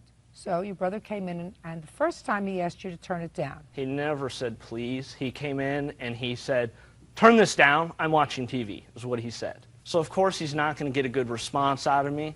I just turned it up. He turned up his TV. Shh, just a sec. So he came in and he said, turn it down, I'm watching TV. But you already knew he was watching TV, right? Yes, ma'am. Usually there isn't this problem. If he would have came at me and asked me nicely, I would have turned it down right away. But every time he comes over, it's like he's trying to be the boss of me. And I just gotten sick of it. I mean, it's every time. And so after... he came in the first time, said turn it down, so instead you turned it up. He's... Just a second. And then what happened the second time? The second time he came in and he started yelling at me. I yelled some profanities back at him. That sounds right. He did the same, Your Honor. I believe that. And then it went to a third time. The third time he came in, he comes in and he switches all the dials, turns everything he can possibly turn off, and messes it all up. And I come running up to him, and there was kind of a little bit of an altercation there, and then I hit him, and he kind of hit and spun me to the ground, pulled my shirt. Why did you hit him? I was mad. Well, you can't hit somebody just because you're mad. You're I know. 26 years old. I know. Well, you can't do that. Is that your mother? Yes, ma'am. You know how you two boys are aggravating your mother? How many of you are there? It's just me, us two, and my little sister. That would be you. Yes, ma'am. You know how you're aggravating your mother? He also said that if I were to call and apologize, that he would not go any further with anything. Well, I called a couple times, couldn't get a hold of him. What'd you hit him with a bowl for? Because after he had pulled my shirt over my head and I was getting choked and beat on the back, I had bruises all over my back. I had marks on my neck where my shirt had been pulled around my neck. And as I got up, I'm like at a loss for oxygen. I'm mad. I've been beat on. You hit him first. I know. Reached over and grabbed the first thing I could and swung at him. And my arm wrapped around him like this and caught him. I apologized. I wanted him to come over for dinner. We could talk it over. Did you? Shh. Come on. Now, did you say, I want to pay your hospital bill, I want to pay your medical bills? Well, I would have. I mean, if he'd actually talked to me, I haven't even been able to talk to him. I've called, I've left messages to come eat dinner and do things, try to talk it over as a family. Well, I think you should probably do that, if for nobody else's sake, but for your mother's sake. Do you see your mother? Very rarely. Our relationship has very much been hurt. It's been very stressful on the entire family. It hasn't just been this one offense. There's been several recorded, unrecorded criminal offenses made by the defendant. Against who? Against me and other people. What other offenses against you? Well, I haven't lived with my parents for probably 8 to 10 years. At that time, that brief time that I did live there, for some reason the defendant had a taser. I was actually tasered one time. Oh, you boys got to stop fighting. It was either that or go to a big fight. How old are you? I'm 30 years old, ma'am. You got to stop fighting. There comes a time you got to stop beating up on each other. I'm not interested in fighting. I've never been. Good. What are your medical bills, sir? Just give me the bills that you have to pay out of pocket. I have a medical bill for $377.27, $100, and $25. I have suffered a lot professionally and personally. Why, how professionally? Well, my head was busted open. I had 2 staples in the back of my head. I believe you. I had a huge mark on my face for about a month. I had really bad headaches in the back of my head. I've never had headaches before in my life. What kind of work do you do, William? I work for a pool company. Doing what? Cleaning pools. Okay. Well, I understand that he feels very, very angry, and the truth of the matter is that you were wrong. You were wrong on all counts. A, you were wrong because your brother and his wife were guests in your home. So if you know that they're watching television in the kitchen, which you in fact knew, and you have a much larger setup in the living room, if you wanted to be a nice person to the guests in your home, you say, listen, there's nothing particularly important that I'm watching. Why don't you guys go inside in the living room and watch the program in surround sound? You chose not to do that. You chose to act like a baby. You went into the room, you turned on the television, the surround sound. He came inside, and I absolutely do not believe his story that he came in and asked you very politely to turn it down. That's not what a 30-year-old brother does. He comes in and says, turn it down, I'm watching TV, especially when he's got his wife in the kitchen egging him on a little bit. Would that be a fair statement, Miss Mosier? You don't know. I was loading the RV. You don't know. But then, when he comes inside and he says to you, please turn it down, you acted like a bigger baby and you turned it up. Well, if he would have asked respectfully... I don't... Listen, if I were 5'7", I probably would have been on the cover of Vogue. But I'm not. So if he would have said to you, would you please turn it down? Yes, you would have turned it down. If you said, would you please turn it down, you wouldn't have hit him on the head with a bowl. You wouldn't have punched him in the face. Stop being a baby. Your mother may baby you. I'm not going to baby you. You did the wrong thing. And for that, you have to pay. Now, your brother could be, you know, a big brother and say, listen, it was a horrible thing, but I don't want it to interfere with my relationship with my mother anymore or with my sister anymore. I want it just to get over it, get over it. He chooses not to do that. He chooses to let it fester, which is not a smart thing to do because it doesn't make anybody in your family feel better. And I'm not so concerned about him. I'm more concerned about your mother. In any event, I'm awarding you $1,000 for all this pain and suffering and other stuff that you have, and $502 for your medical bills. And that's it, Mr. Mosier, because I also think that you didn't handle it well. Because you could have taken your wife and left, instead of letting it escalate by going inside and touching property that wasn't yours, which you did. I did ask politely. I don't care whether you ask politely or not. If you ask politely and somebody says no, and if you don't like the game, go home to your own house and watch the program. You don't go into his room where he's watching television and it's his home and touch his property. You could have dealt with it. Sure. Which is why, sir, You're not getting the $5,000 that you're asking for. You are being compensated marginally. Your medical bills and $1,000 for your pain and suffering. Period. End of discussion. Do we understand each other? Yes, Goodbye. Parties are excused. Let's step out. Jennifer Knoll says former landlord Michael Clover owes for the return of her security deposit and rent money. Michael is countersuing for damages to Jennifer's apartment and for lost revenue. Ms. Knoll, the defendant was your landlord. According to you, you moved in. You were forced to move out. You want your security deposit back. You want your rent money back. Plus, you want punitive damages for harassment. The defendant says that you were, in fact, a very difficult tenant, that you caused damage to the property. There was a leak emanating from your apartment. You had a dog that was in violation of the lease, and he is countersuing for those damages. Okay. When did you lease this apartment? I signed the lease in December 1st of 2006. Who was living in the apartment? Me and my 3 children. Were you working at the time? I was not. How were you supporting the children? I had child support coming in, and I was having subsidized housing. The rent on the apartment without the subsidy was how much? $650 a month, plus a $100 utility escrow. And how much were you actually paid? $344 a month. And the rest was subsidized? Correct. When did you move out of the apartment? July 1st, 2007. Tell me why. Michael Clover and myself have had a very tumultuous relationship as far as landlords and tenants go. During my time as renting with Mr. Clover, he's accused me of owing him money several different times. He's came over to my house screaming and swearing at me along with his wife. I've had to have police escorts for him coming into my house. Did you pay your rent on time every month? Every month, and I did prove that to him in April when he sent me an invoice. Can I see that you paid your rent on time every month? That is up through, I believe, April, possibly later. I seem to have checks, sir, for all of her rent with your endorsement on the back of those checks. Correct. So she doesn't owe you any money? Yes, she does. For what? For rent and also for utilities. Which rent does she owe you for? She owes me for July of 2007, and she owes me for utilities. Just a second. Was she living there in July? No. Okay, forget July. Okay. She lived there in June? Okay. Good. Let's move on. I would like to state, within that $344, there was a $25 dog allowance in there. I had told him at the end of December that I was getting my dog back from my ex-husband, and my dog would be moving in there. So right in your paperwork that you have, it shows that I have been paying for my dog also. I want to see the lease. The lease does not include a pet.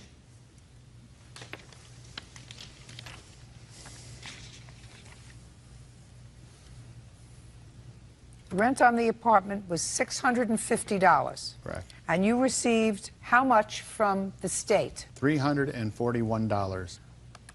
$309. Okay. That's what she should have been paying you, $309. She was paying you $344. She was owing for utilities, Your Honor. The utilities were not divided up to $100 a month until sometime in late 2007. They were getting out of hand because she wouldn't be paying the utilities. The bill was split in half. No, don't speak. And he's talking now. Do you understand? The lease states that they pay the utilities. The utilities included into the month's rent. No, impossible.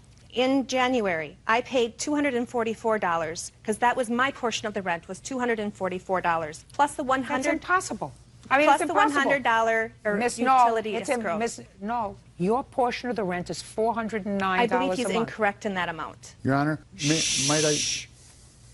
Is what you're telling me in your sworn testimony Yes. that you got $341 for her as a subsidy each month? Is that what you're telling me? Yes, Your Honor. Do you have any proof of that? Yes, Your Honor.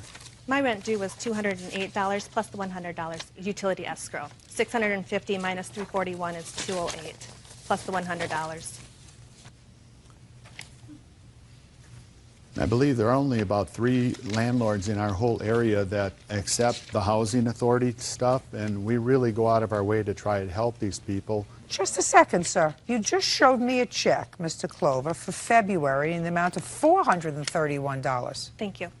You just showed me a check in the amount of $431, not $331. I apologize. Thank it's $431. Oh. That's what the housing is paying.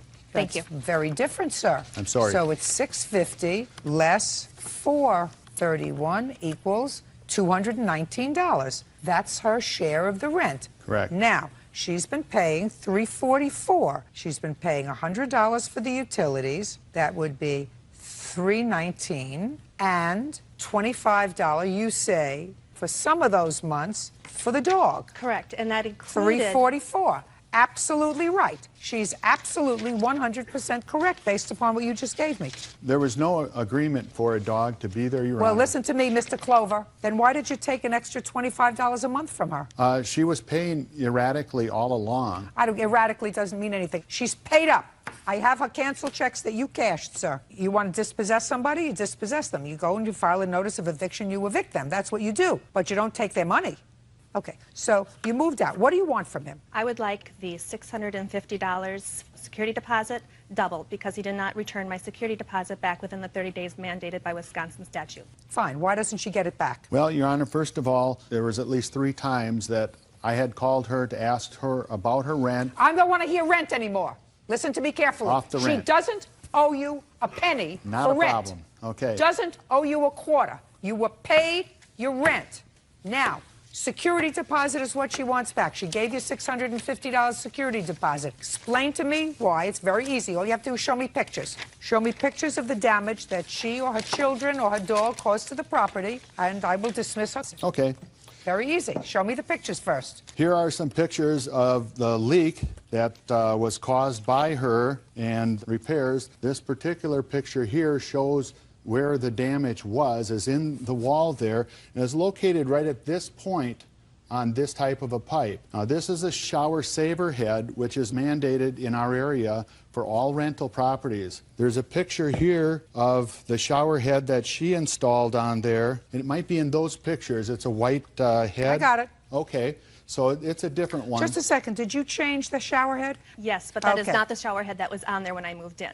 That is not the I don't type care of shower head. whether it was or whether it wasn't. When did you change the shower head? Pretty nearly immediately. Okay. And then there was a leak in your apartment. I didn't notice a leak, no.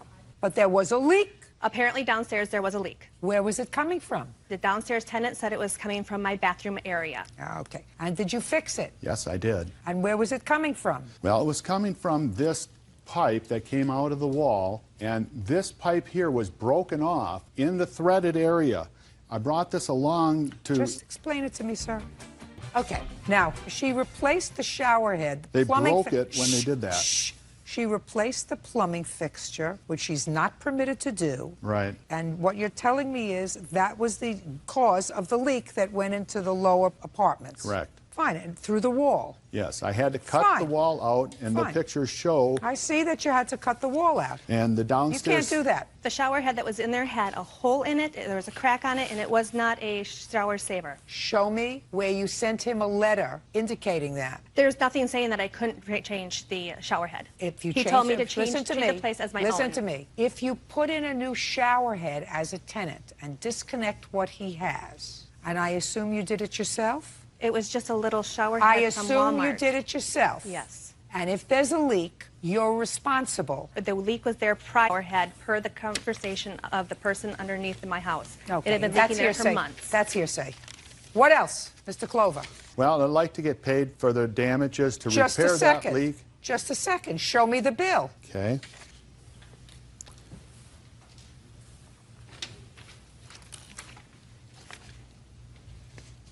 No way. I said I want to see the bill, Your not Honor. what you typed up.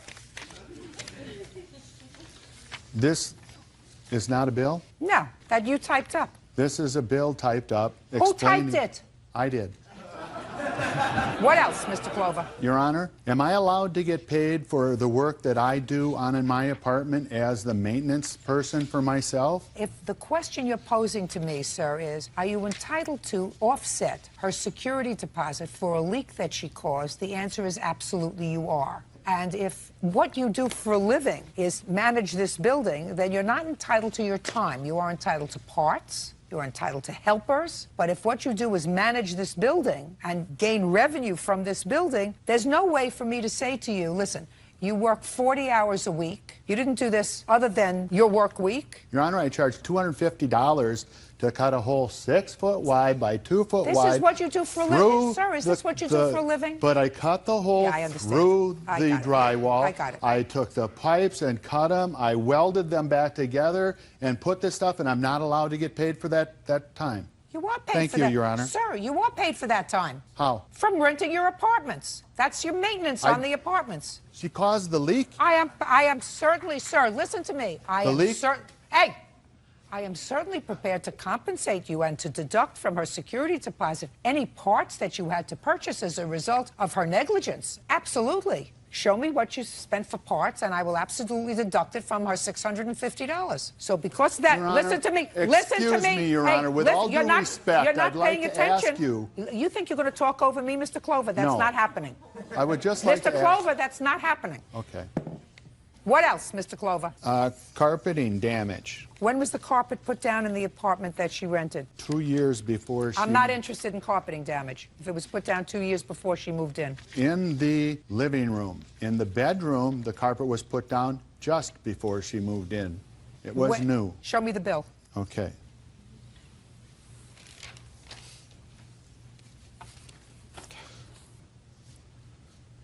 No. Listen to me. What I asked you for, Mr. Clover, you're not following me, sir. Put the picture down. I want the bill for the bedroom carpet. Okay, Your Honor, allow me to explain, please. The place has been vacant since the tenant moved out. I got a letter from her asking to get out of her lease, and I told her that we would happily let her out of her lease if she was to provide us with another tenant to take over the responsibilities. Otherwise, we don't just let people out of their leases. Just, you know, you can get out next month. I assume you're getting to the carpeting, sir. Yes, ma'am. Get there fast. I have other things to do. Get to the carpet. I asked you for the bill for the carpet that you put in immediately before she moved in. I don't have that. Okay. Let me see a picture of the carpet immediately preceding her moving in the bedroom.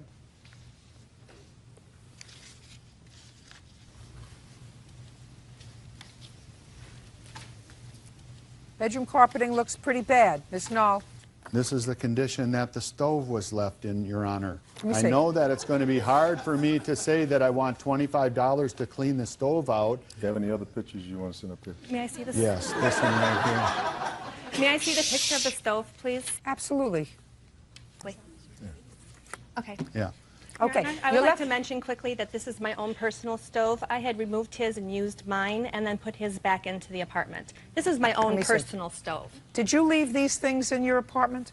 The stuff that was there was left there before I moved in. Nothing was left there of mine. Just a second. He took this picture, and I assume you removed the stove. And when you left, you took this stove. Correct. Show me where you took this stove. I can't prove where I took that stove. That stove is now in another apartment with my ex-husband. No, I don't believe you. It is. He has a brown range stove. Who moved the stove? I'm sorry? Who moved My father. stove? You moved this filthy stove? I did. I don't believe it. Oh, yeah. Don't believe it. And in fact, I can say that when we were moving it, it was heavier than sin because I helped. Well, let me tell you something. This That's stove my is stove. Just listen to me. If it is, it's an indication that the place was a mess. No. And listen to me. If it is, if this is your stove, and this is an indication of the way you kept this apartment, just listen to me very carefully, madam. When I agree with you, I agree with you. When I don't agree with you, I don't agree with you. I told you, you're futzing through your papers. If this is an indication on how you keep your apartment, you kept your apartment messy. That's not a sin to keep your apartment in a messy state. But if this is an indication of a stove that you took with you, and gave it to your ex-husband, and why you would want to give this piece of crap to your ex-husband that you kept like this, I have absolutely no idea. Also, the carpet was clearly stained. It was stained when I moved in. I asked Mr. Clover several times to provide me proof of the previous tenant's move-out Show me record. the letters that you sent him about the carpeting. Not about the carpeting. That's all I asked you. I said, show me a copy of the letter you said about the carpeting. I don't have anything for the carpeting. I have something for him claiming that I wanted to see why he was charging me what he was charging me. I also have something well, clearly that this was not a I marriage wanna made in heaven. Madam, you paid rent and you lived there. I want to see what listen the to me. ex-landlord, You paid the rent, ex-tenant paid. You paid rent and you lived there. And I admit that bedroom the boys' bedroom carpet was messy. And listen to me carefully. But it was not new when I moved in. Listen to me.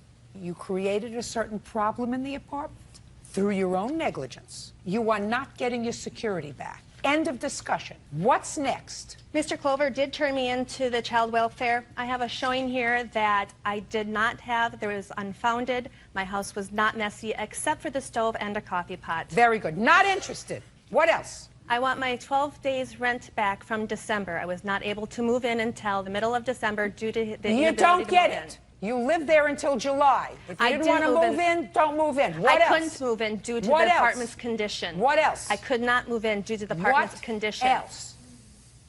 You're not getting it.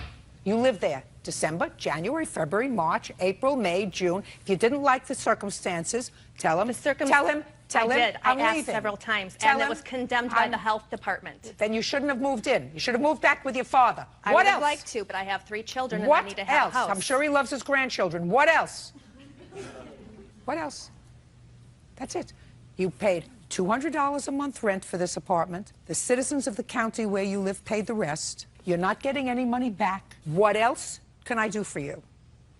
Nothing. Good. Now, listen to me. You've got her $650 security deposit. Yes, ma'am. You're going to have to make do with that to fix anything that you want fixed as a result of her tenancy. That's fine. We Your understand Honor. each other? What else do you want? I would like $650 a month for lost rent and revenue up and through whatever is allowed by our state, which is $5,000. Why? For what? Her father is a police officer, and the day that I came over there to fix the water leak, and she was screaming and stuff at me about how mad she was about having to pay a $25 late fee for her rent. Then her father came around the corner with a gun on his side, and he had his hand on his gun, and he was in a hurry running up towards me with this gun. He had a mechanic's blue shirt on. What does this have to do, sir, with lost rent?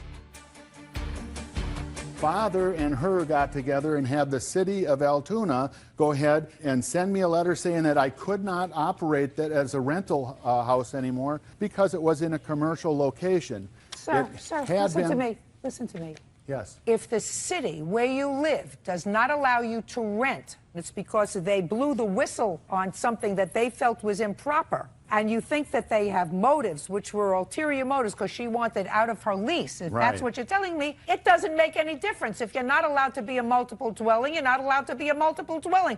And I don't care whether they had good motives or bad motives for reporting you. Anyway, you have your $650. You, on the other hand, have nothing. You had a place to live. You lived there. Goodbye. Good luck. Thank you very much.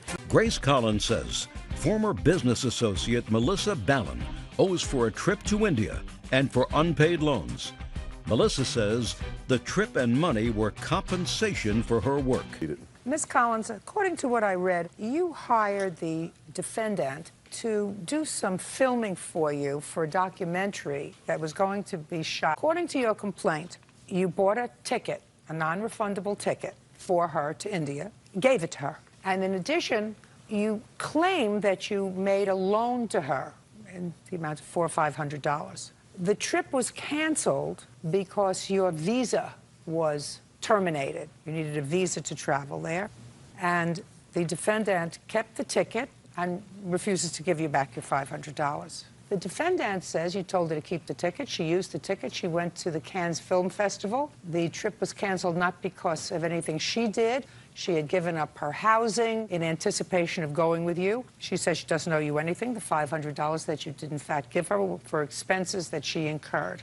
Okay, just tell me what this briefly, what this documentary was about.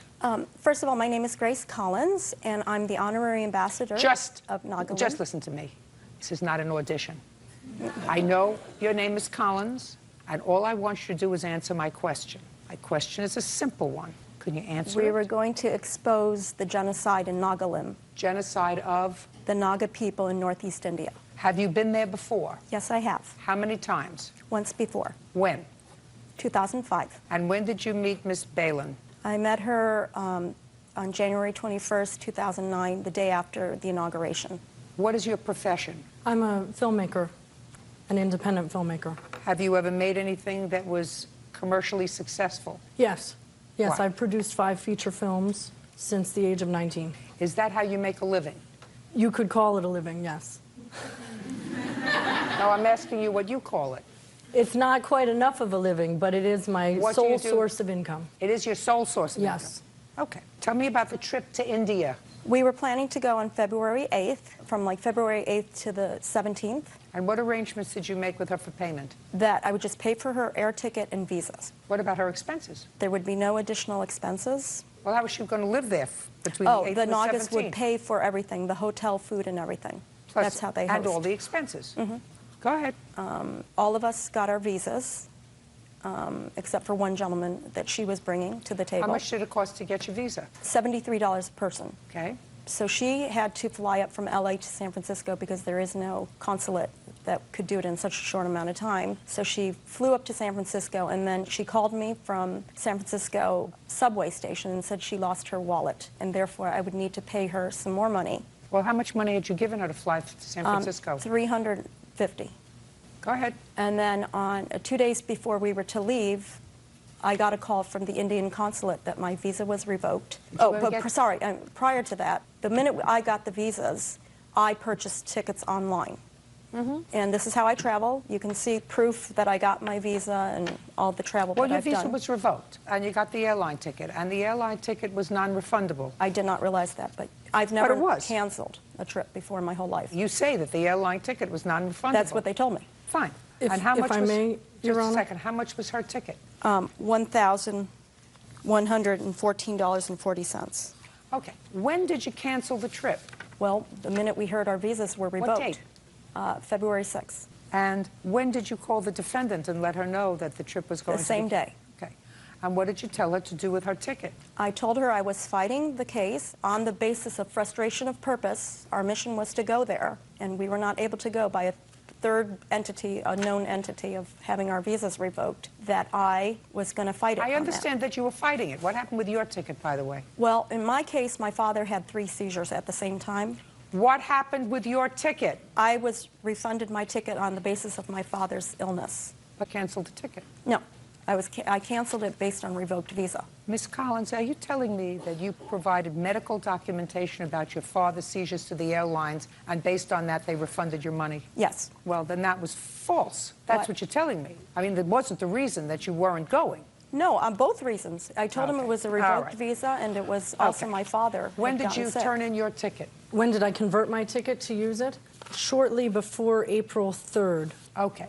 Now, trip was canceled in February, correct? Yes. Between February and April, what communication did you have with Ms. Collins about returning that ticket to you? About somewhere up to 30 days from the cancellation of the trip, Ms. Collins called me to notify me that Continental Airlines had denied her claim, that the tickets were non-refundable, that she was going to have to litigate against the Indian government to be reimbursed because she had gone through all the procedures with Continental, and that the ticket was only usable in my name, that she would not be reimbursed, and that the ticket was only good for 1 year. So could I use the ticket, she suggested, and pay her the difference so that she could be reimbursed? I was very clear during that phone conversation that as an independent filmmaker, I was not in the position to take a trip and reimburse her, and that I wouldn't use the ticket. How was she to be reimbursed with regard to the time that she'd spent in San Francisco? We never discussed that because we didn't even know that was going to happen. So that, at least in part, you would say, Ms. Collins, the payment that the defendant was to recoup as a result of this enterprise was she was going to get a free trip to someplace and have all of our expenses paid and have the ability to participate in the making of this documentary. Only in Nagaland. I understand that. This whole thing about coming from LA to San Francisco came out of the blue. Well, she had to go there. You explained that to me. She Right, couldn't get it in Los Angeles. I know, but I'm saying... She couldn't get it in Los Angeles. She had to travel to San Francisco. Right, but I'm saying... In furtherance of the project. Correct. All right. Fine. But I'm saying... Miss Collins, what happened was, and I gather, Miss Balin, what you did was you converted the ticket and you used it for travel someplace else. At her suggestion. Well, what she wanted you to do was to see if you could use it and give her money. Right, and at then that you point, said, I'm not doing that. And she said, then use it anyway because it's void in 1 year time. Yeah, she wouldn't have gotten back her money from the airlines if she hadn't submitted a medical reason of her father's illness in order to get it back, and she certainly couldn't use that for you. And I confirmed Just a second. Sorry. How many other airline tickets did you purchase, Miss Collins? I purchased 4. Were you able to get any other money back other than for your ticket? Not yet. I'm still in the process. The answer is no. I'm in the process of... The answer is no, correct? I'm still working on it. The answer is no. No, for now. Well, no for now, and the only reason you got yours back is because you lied to the airlines. I did not lie. Yes, you did. No, I can prove that my father... Absolutely. Stop playing. I can prove my father's medical. Listen to me. Can you take this up? No, he can't. Listen to me very carefully. Look at me. You tried to get it back based upon the fact that your visa was revoked. That's what you told me first. You couldn't. And then somebody said to you, well, see if you can use a medical excuse, because if a close family member is ill... It all happened at the same time. It happened at the same time. I tell you what we do. I'm dismissing your case with regard to the airline ticket without prejudice. If you are successful in recouping from the airlines money for the other 2 tickets that you purchased, you have leave to come back here. I don't think that that's going to happen. Did you sue the others? Just a second. On the basis of frustration of purpose. Did you sue? You tried frustration of purpose. No, I did not yet. It didn't work. No, I have not. Well, then why did you use a different reason for yourself than you want to use for everybody else? Well, that also happened at exactly the same time, which you can see. Did you hear my answer? Could you please? I'm not looking at it. It's irrelevant. It's very relevant. If your father had 3 seizures. It's irrelevant to your claim. I just told you, if you are successful in suing for the return of the money for the other 2 tickets, you have leave to come back against this defendant. I don't know if the decision will be the same or different, but you have leave to come back. Now let's get to the money that you allegedly loaned her. How much money did you give her in total? I gave her an extra $146. $146 you gave her twice? Correct. Is that correct? It was the initial $350 and an additional $146. Okay. And the $146 you either lost or was stolen, is that right? Well... That's either a yes or a no? Yes. Okay, so that you owe her, $146, because she gave that to you once. She doesn't have to give it to you twice. Now, but my what trip about was the extended. Yeah, what about the other money? $500, which she clearly says here that she loaned me. I mean, that I loaned her and that she's going to give it back to me. I'd like to see that. And can I present as well the email?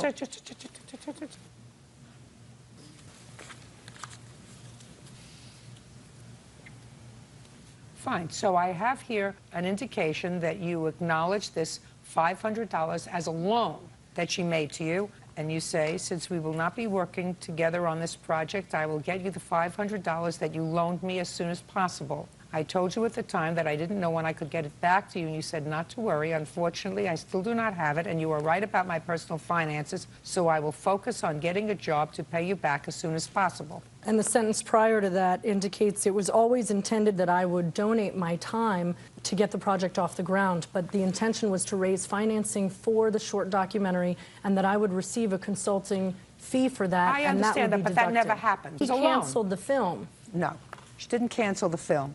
The film was canceled. The trip to India was canceled. Correct. But I was still working for her after the trip was canceled. You want to show me somewhere where There's you say more I in there, don't owe you this $500? Is that what you want to show me? Yes. Where does it say that? Further down in the email, the second paragraph, I will not be reimbursing you for any of these costs now or in the future. No, we'll be discussing the trip was canceled. I will not be reimbursing you for any of those costs now or in the future.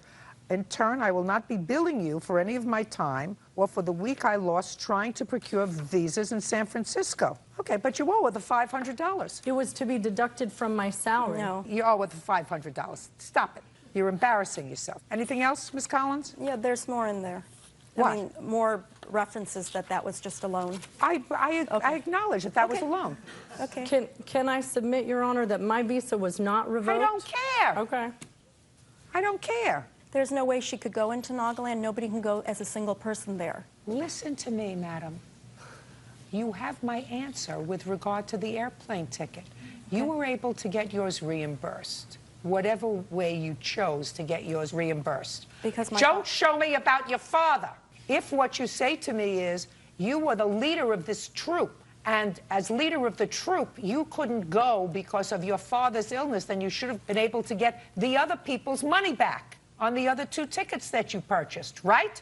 But you didn't, and you can't get hers. I told you, you get the airlines to reimburse the other 2. Come back and maybe we'll talk. Right now, all she owes you is $646. Judgment for the plaintiff, that's all.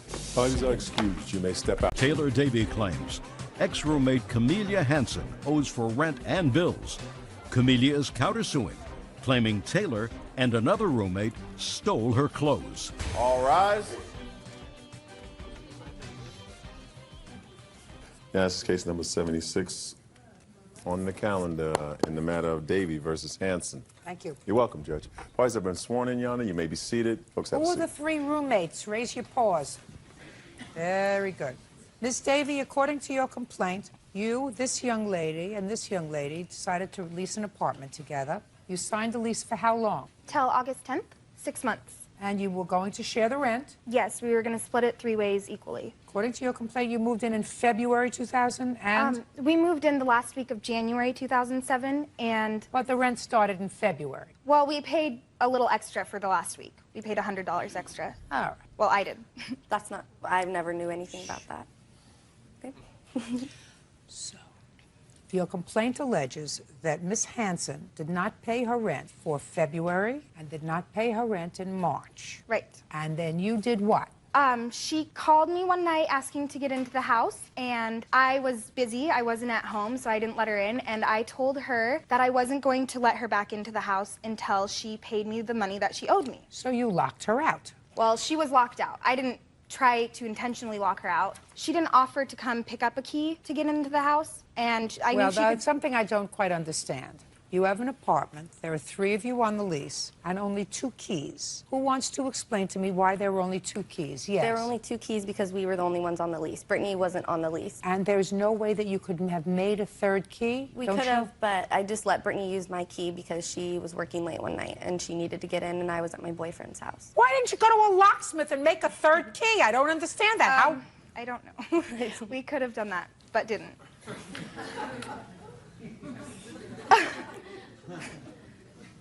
Anyway. So we you didn't have locked the her out. 3 keys. You She locked was her locked out. out. You locked her out, and now you want your rent. Yeah, she owes me Fine. for 2 months of Okay. rent. Now, Ms. Hansen says that she told you that she could not afford February's rent, and then she was going to pay you in March, but you locked her out first. But Actually, the beginning Your Honor, that didn't require an answer.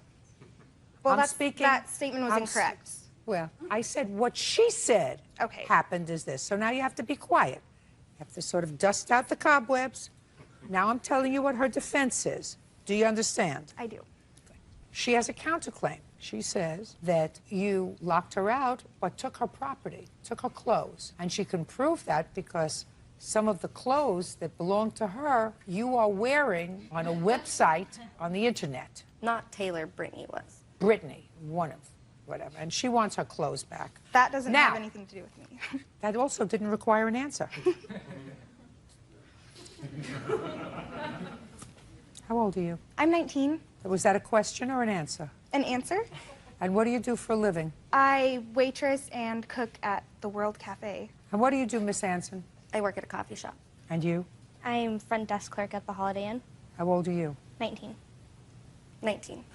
You moved out when in March? The very first week of March. Give me the date. I think it was the 2nd. No, it wasn't. No. No, I think... No, let's not play with each other. You didn't pay I- March's rent on the 1st, you didn't pay March's rent on the 2nd. When did you call her and tell her you wanted to get into the house? It was the first Thursday of March, so... I have down that happened on the 7th of March. Sounds right. Okay, well then I was Not the 1st or 2nd.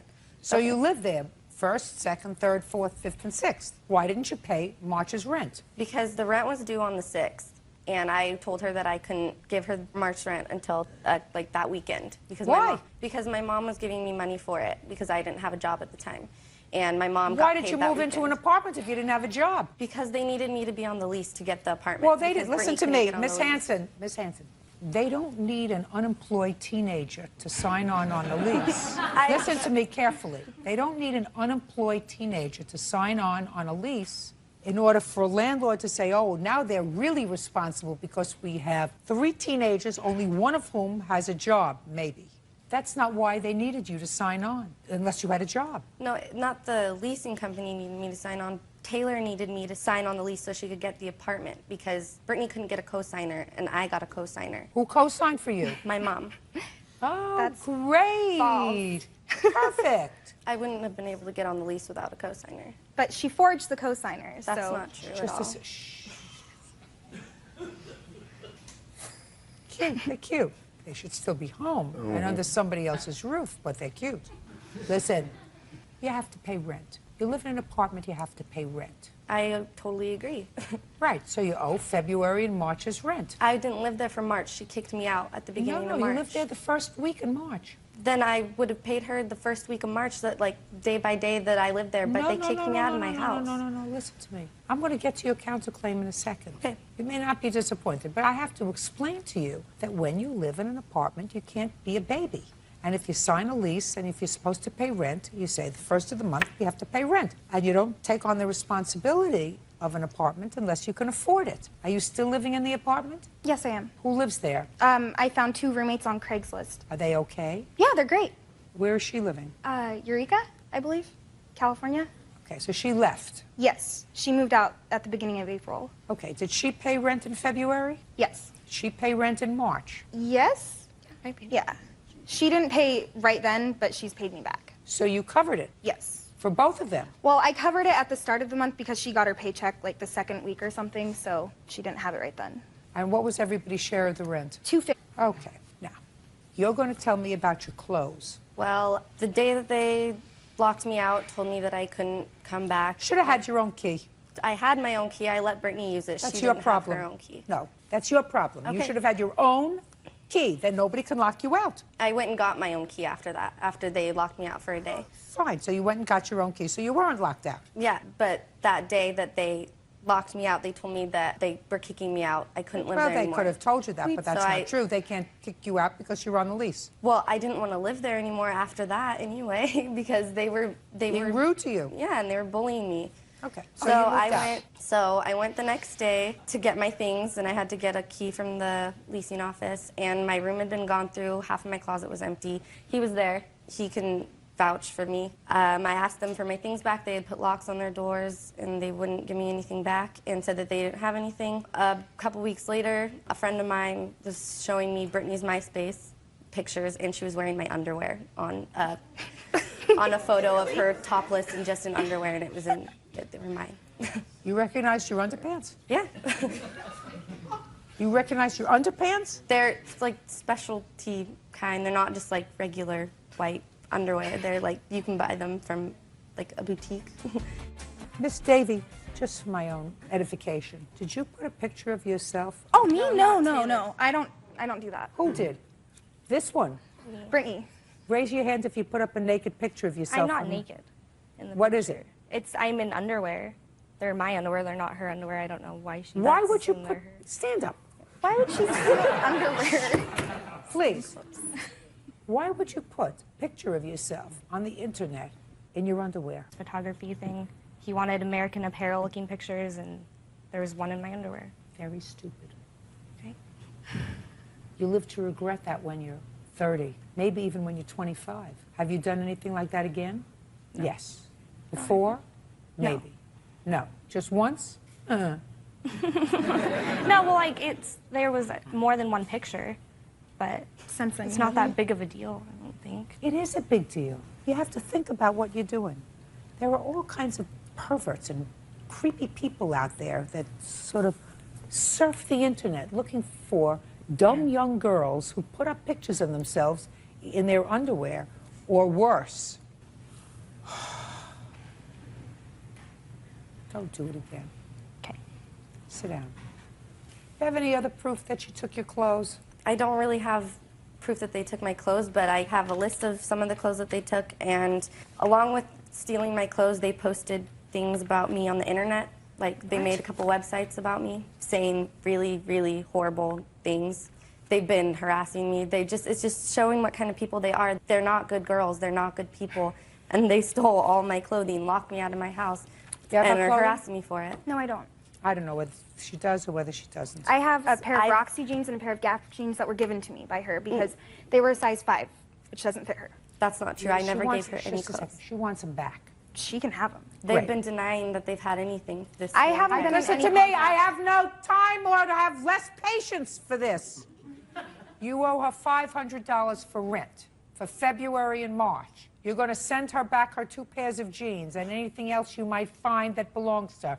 Do you get it? I do. Perfect. Thank you very much. Thank you. Bye. Have a happy life. Parties are excused. You may step out. 22-year-old Catherine Govis is suing the father of her child, 23-year-old Brian Epley, for the value of a computer. Brian claims he supported Catherine the entire time they lived together. Miss Govis, how old are you? I'm 22. Who do you live with? My parents. You have a baby? Yes. How old is the baby? 6 months. How old are you? 23. Who do you live with? My parents. Well, there was a time that you lived together because you have a child together. That didn't last very long, and according to your complaint, he owes you for a computer that you purchased on your credit while you were together. Mr. Epley says that you left the computer when you left him, and you left the computer because he had supported you for 6 months while you were pregnant, and your arrangement was that you were each supposed to contribute to half of the expenses for the house. Yes, ma'am. Oh. Is there any reason why you decided to have this child? We were together for 3 years off and on. Together off and on, Miss Govis suggests to me that when it was off, it was because it wasn't good, right? Yes. Did you think having a baby was going to make it better? No. Your parents, did they have other children? Yes. How old are they? We're all 2 years apart. I have older brothers and sisters. So all of a sudden, your mother's taking care of a baby again? Yep. Terrific. And you don't even live in the same state. No, ma'am. Do your parents see their grandchild? No. I'm just suggesting to you that you just think about things before you do them. Like buying an expensive piece of equipment on credit.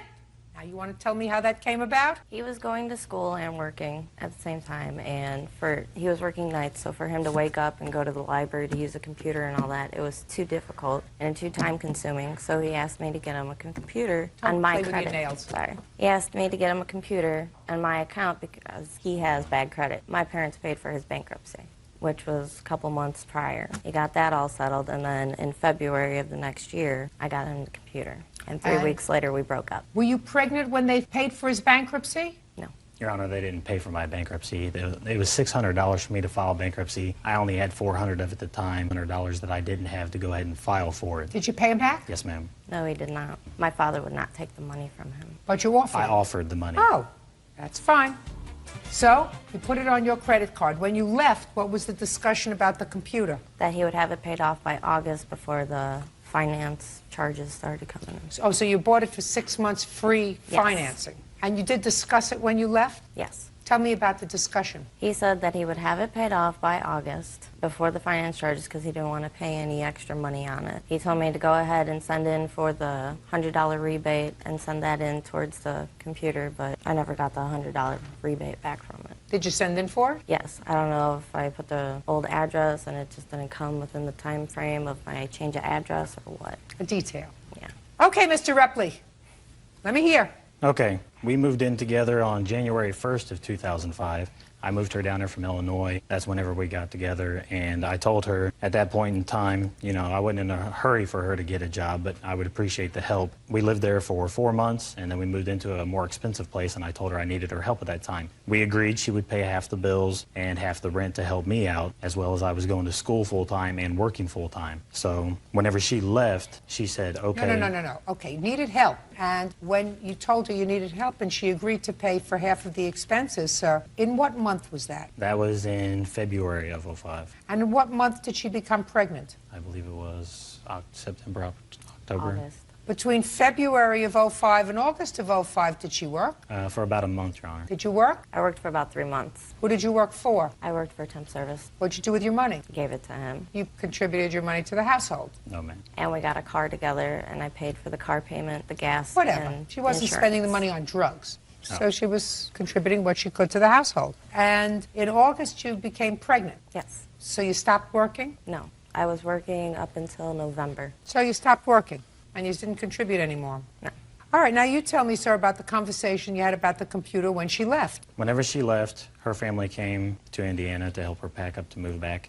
And she said, you know, she only worked for a total of, it might have been 2 or 3. I don't care. I don't care, sir. That's irrelevant to me. But she owed me for the half of the rent for all the She months doesn't that owe she you for didn't anything. work. I just want to know what she said. She said, you can have the computer for the money that I owe you for all the expenses that you've paid to take care of me during this time. You mean you never had the conversation with her, I'll pay you for this computer by August? At the point whenever we broke up, I talked to her a couple months, like No, a month no, later. look at We me. were talking. I asked you a question. That requires a simple answer. Did you ever have a discussion with her that the computer would be paid for by August? Yes, ma'am. Why did you decide not to do that? Because I felt that I did not owe her anything, Your Honor. Well, feel. That's what we're talking about. So you see, you did have the discussion. Yes, ma'am. How much does he owe you for the computer? After everything, it is now $1,750.79. So, Mr. Repley, this is the situation.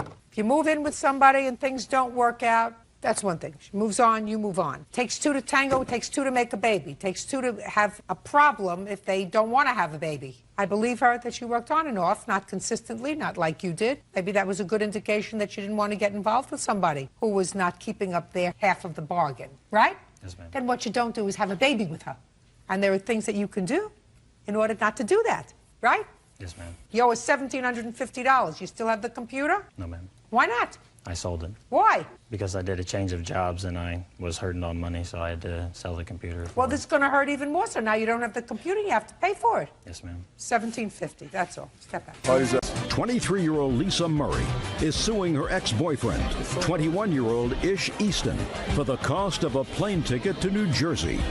Ish claims Lisa is being vindictive. Miss Murray, Mr. Easton and you dated briefly, according to your complaint, and you believe he owes you for an airline ticket that you purchased for him in order that the two of you go home to meet the parents. And then you broke up for the trip. Mr. Easton says that the going home to meet the parents was strictly your idea. He never asked you to buy the ticket. You bought it on your own, so you pay for it, right? Yes, ma'am. Okay. When did you meet him? February 2006. We were working together. And when did you start dating? We started dating in the beginning of June 2006. And when did you want to go and introduce him to your family? Through the month of June, or in the beginning of July 2006, our relationship became serious. No. You're talking so fast I can hardly understand you. I asked you a simple question. When did you want to take him home to meet your parents? July 2006. After 4 weeks? Why? Well, I had missed my family very much, and he also said that he would like to go. He was excited about going to see New York City and seeing New Jersey. If he was so excited, why didn't he buy his own ticket? He currently did not have the money at the time, nor did he have a credit card. What was the arrangement that you made with him? That when we came back from our trip, that he would be reimbursing me. And when did you break up? September. And when were you supposed to go to New York? September 9th, 2006. I'll hear you. After she had initially brought the idea to go visit her parents, I told her then, I was like, well, I don't have money. No, look at me. Oh, I told her then, I don't have money to pay you back for any kind of ticket before we even discussed repaying anything. Why would you say that to her? I thought you met at work. This is after we started dating, man. No, listen to me. You're not listening. You don't have your listening ears on. You said, I don't have any money. And she just told me that you met at work in February of 2006. What kind of work were you doing? I, at the time, was working at Home Depot, man. And in July, where were you working? I worked for a structural engineering firm. And in August? Still work there, man. Okay, so you were working, you were employed. Yes. Do you have children? No, before dating Miss Murray, I was in a previous relationship. Separating from that relationship, I had to move back home. But upon moving back home, my parents were like, well, you got to help pay bills and stuff like that. So I pay half of everything. So? Leaving pretty much nothing. Well, that's not true. You have money to eat out, right? On occasion, ma'am. And that was money that I was like, Mom, you know, can I borrow $50 to go out? Or Mr. Easton, when you discussed with Miss Murray going to New York, I don't believe that you said to her, I don't have the money to pay you now, and I'll never have the money to pay you back. Because I don't think that under those circumstances she would have continued to see you, because that would have sounded like something a bum would say. I don't have money now, maybe. I'll never have money to pay you back. I wouldn't have taken you to meet my parents. I would have been humiliated to take you. You're a bum. if you say, I'll never have any money to buy an airline ticket for $295. So I don't believe that you said that to her. I believe that you probably said to her, I don't have money to pay for it now. That I believe. Now, when did she buy the ticket? She called me and was like, I bought tickets to go to New Jersey. No, you had already discussed it. So don't say it came as a surprise to you. It didn't come as a surprise. I don't know the exact date of her When did you buying purchase the tickets? July 25th, I purchased the tickets. I have phone calls. Shh. And she told you that she purchased them in July. Yes, ma'am. Right. And you were working in Home Depot. I was working at Home Depot and the engineering firm at the same time. So 2 places. Yes, ma'am. What did you do with the ticket? I was unable to refund it because he broke up with me within 24 hours prior to canceling it. You have the bill? Yes.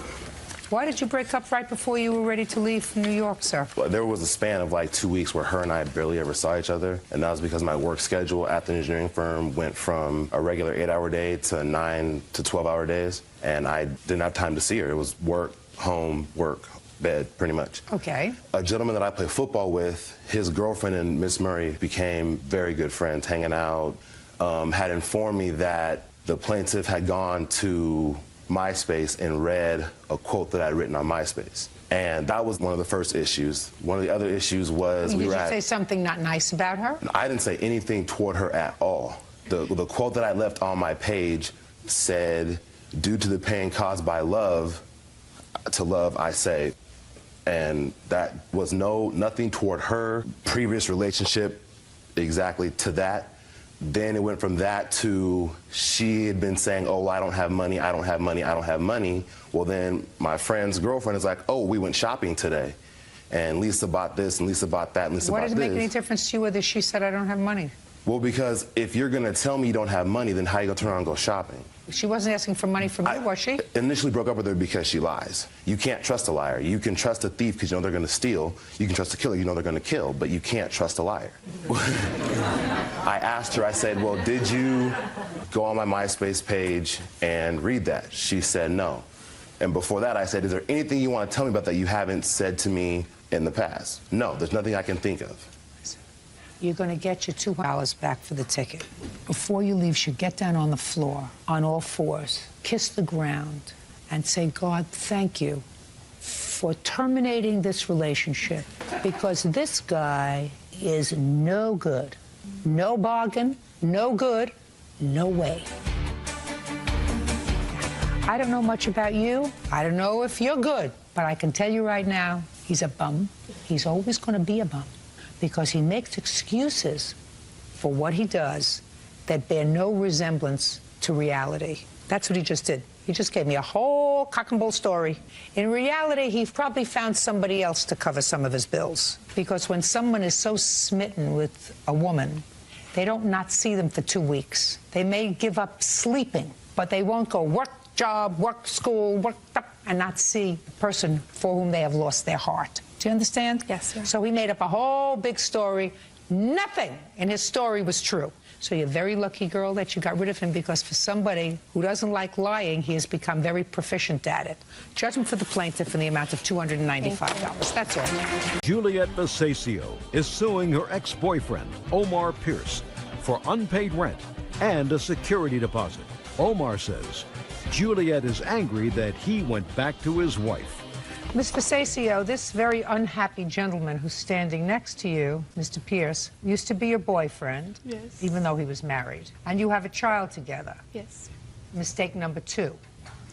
And it is your claim that the two of you leased an apartment for 6 months because you claim Mr. Pierce wanted to move out of your parents' home where the two of you were living with your baby and have a place of your own. You signed the 6 months lease. He didn't really hold up his end of the rent, which you had agreed to, and then he moved out, leaving you stuck with the lease. Mr. Pierce says that you couldn't rip him from the heart of his wife and 2 sons, and that he decided to go home, and that he paid rent while he lived there, right? Yes, ma'am. Did I explain your position, sir? No, I don't owe any of the money. What? I don't owe any money. Oh, this is going to be harder than I thought. When did he live in your parents' house? The first time he moved in was in May. Of 2006? Yes. How old is your baby? He's 2.5. He'll be 3 in October. Is that your only child? Yes. Why would you have a baby with somebody who's married? Because he lied and told me he wasn't married. He told me he had just separated and he was divorced from his wife 6 months prior to when I met him. He said he was separated or divorced? The same difference. He said... No, it's not the same difference. Separated is not divorced. At first, he didn't have a wife. I would have never went with him if he told me that he was married. And when did he finally tell you he was married? He never did. He never told me that he was married. I had to find out from his wife that he was married. And it was after I had my son. Was he living with you? No, he wasn't. Why wasn't he living with you? I don't know. Did you ask him why we're not living together? No. Did you ask him why we're not married? No, he knows that I wouldn't want to marry him. I told him, I don't want to get married. Why do I need to get married? If I live with somebody, why would I need to get married? Well, why if you're fighting with somebody? You're right, you shouldn't marry somebody you're fighting with, right? You also shouldn't make a baby with them. That was before I found out that he was married. What difference does it make if he's married or not? If you don't want to get married and you're not getting along with him. We were not fighting before that. Everything was fine before that. There was no fighting or nothing. You mean everything was fine until you got pregnant? Yes. Well, he was okay up until the month I had my baby. What kind of work do you do? I'm a receiving clerk. Where? I don't want to say. In what city? In San Marcos. How long have you been a shipping clerk for the company that you work for now? Close to a year. And before that, where did you work? Oh, I didn't work. Huh? I didn't work. Oh, I did work, but in numerous places. What kind of work does the plaintiff do? I work in the emergency room. What kind of work does the plaintiff do? She works in a hospital, I guess. What do you mean you guess? Why I see her go there. I mean, yeah, she works in a hospital. Excuse me, I don't want to be... Yeah, don't be a smart aleck, sir. You know, you're having trouble just keeping your head above water here. And what prompted you to decide to get an apartment with him? Because now you're living with your parents and your son, right? Everything is nice. The baby has some stability, live at home, so he's got grandparents, nice. Now you know he's married. And he says, let's get an apartment together. He's the father of my child. I'm going to give him a chance. If I'm going to want him in my son's life, I'm going to give him that chance. He told me that he was in the process already of divorcing his wife. 2 weeks before we signed our lease, before we were going to move in together, he told me that his divorce was going to be final. That obviously So you signed the lease. Can I see the lease, please? Yes, you may.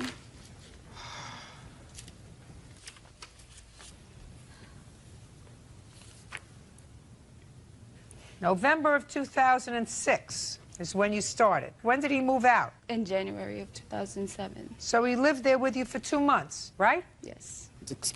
What? We moved in October, and I gave her rent for October. It says that the rent is due the first date of each month beginning November 2nd. Thank you. It's November. Your lease started November 2nd. Yes. 2006. Why did you move out? I went back with my wife and kids, went home. You went back with your wife and kids. Well, what'd you expect her to do with this apartment? Well, she told me before you even moved into the place that I can go back to my family, go back to break the lease and go back to my family. Just a second. She what? Say it again to me, She told so me- I believe it. She told me that if it didn't work, I could break the lease. And go back to your wife. Yes. Those words never came out of a woman's mouth. Thank you. Thank you. Thank you. Not her mouth. Thank you, especially Not with just somebody with a kid. Just a second. Don't it? Look at me. Those words not only didn't come out of her mouth, they didn't come out of any woman's mouth in history. If it doesn't work out between us, you can break the lease and go back to your wife. Yeah, because she knew how I felt about my wife and her. What, are you crazy? Why did you sign this lease, Mr. Pierce? Because I wanted it to be free. I thought it was going to work out between me and her. Because what? I wanted it to be free. I wanted, because we would have fun. I thought it would be, work out between me and Juliet. So you wanted to have fun. You couldn't have fun in her parents' house. We agreed to move out so we could be together. You wanted to be free. Yeah, well, You wanted to be able to drink and smoke and do what you wanted to do and have a good time. You couldn't do that at her parents' house. And her parents probably looked at you like I'm looking at you and saying, why? I raised this nice girl and she brings me home a bum. Why? What happened? Mr. Pierce, you have a responsibility to pay her for the remainder of the lease, your half. Do you want me to explain why to you, sir? No. No? Well, because I don't owe her any money. When I stayed there, she said that it was okay, because she knew I had to support my other kids. You know, when I was a kid, my grandmother used to tell me that, God one day God gave you a heart, one day a soul, one day you got a brain, one day you got... What was that? He was absent. You picked the wrong day to be absent, Mr. Pierce. Listen to what I'm saying to you, sir. You have 3 children. You made 3 children. You can't afford to have 3 children.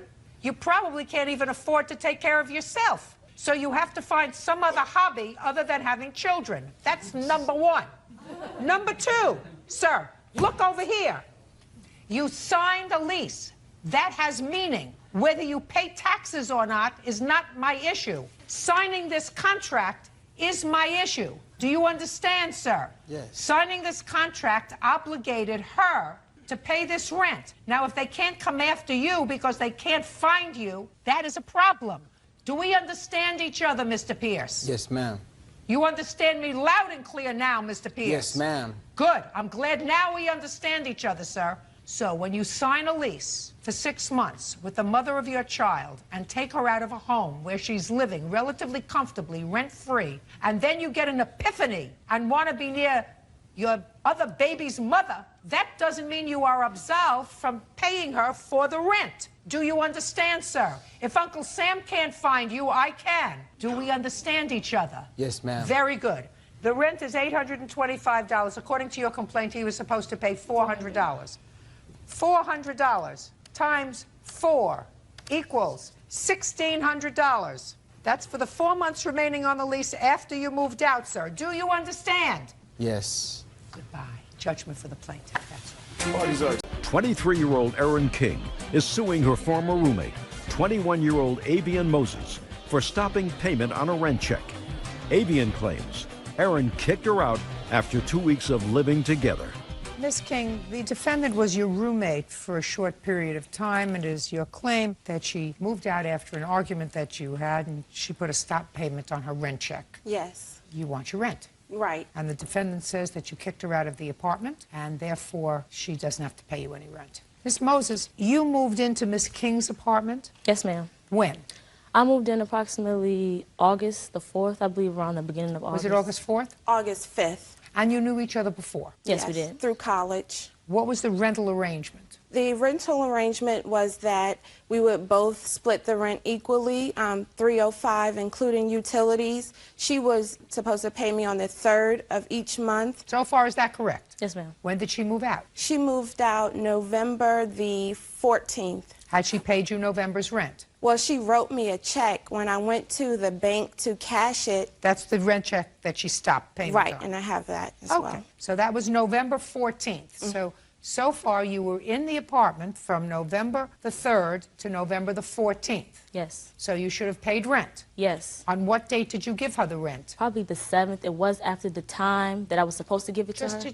Oh, yes, ma'am, the 7th. Why were you late with your rent? Well, a week before that, my purse had gotten stolen, and I didn't have a bank card. I had to change all my accounts, and during this time when I was changing the numbers and all, getting everything straight, I informed Erin of this. I said, I don't have a checkbook, I don't have a bank card. I said, can I just pay you next week once my accounts are in order? She said, yes, no problem. I said, I will pay you a late fee. She said, okay, no problem, and I did so. You paid her the rent? Yes, and a late fee. Which you owed her? Yes. And the late fee? Yes. Now, why did you stop payment on the check? Me and Erin had been having problems living together for about a month. She was in an abusive relationship. It was constant fighting in the apartment. Her boyfriend would come over, get high, smoke weed, hit on me. She'd leave him in there. She gave him a key to the apartment. She would constantly fight with me over food, saying I was stealing from her. We got into a physical altercation, and I decided this was the last straw. She was not on the lease and to get out of her house. So I said, gladly, I'll stop paying my rent check, and I'll leave your house immediately. Well, you can't do that. A, you didn't tell her you were stopping payment on the rent check. I did tell her I was stopping payment on my rent check. Really? No. She You didn't called even me. say that in your answer, that you told her you would She leave called immediately. me that same day, and I told her I was stopping payment on my rent check and I was moving out. You may have told her that after she called you on the phone, but when you had the argument with her in the house... No, she told me to leave. She told me this was her apartment and to leave. On the phone or in person? No, and when we had our physical altercation. I understand that. You're not putting on your listening ears. I'm sorry. At the time you had this altercation and this argument, you did not say to her, I'm putting a stop payment on the rent check. According to you, you told her over the phone that you were putting a stop payment on the rent. I apologize for not mentioning that, but I did tell her at the point when we were after the physical altercation, the police that came, I told her that I was leaving and I was stopping payment on my rent check. Well, you can't. Okay. You can't. Unless, of course, she changed the locks. Yes, that's exactly what she did. When did you change the locks? I changed the locks on the 14th.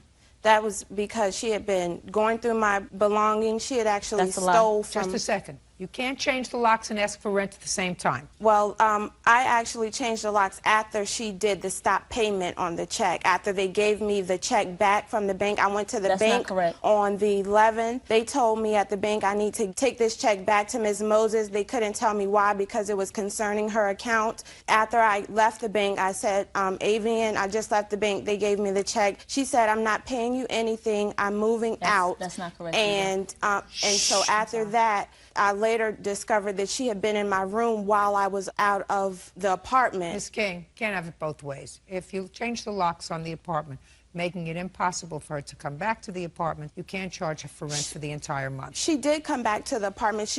After we got into the argument on that Sunday, the police came. Who called the police? She did. Even though she started the altercation, she was threatening me with an alcohol bottle, saying that she was going to hit me upside my head with it. While the police was there, I said, it's fine. She can stay, you know, for the next 3 weeks. It won't be any problems. She left that Sunday. She actually came back that Monday and spent the night, even after she told me that she was moving out, and she had started to move her stuff out. When did she finally move the last bit of property out of the house? She didn't finish moving out because after I had the locks changed, I called her and I let her know that I had the locks changed and to call me and make arrangements to get the rest of her belongings.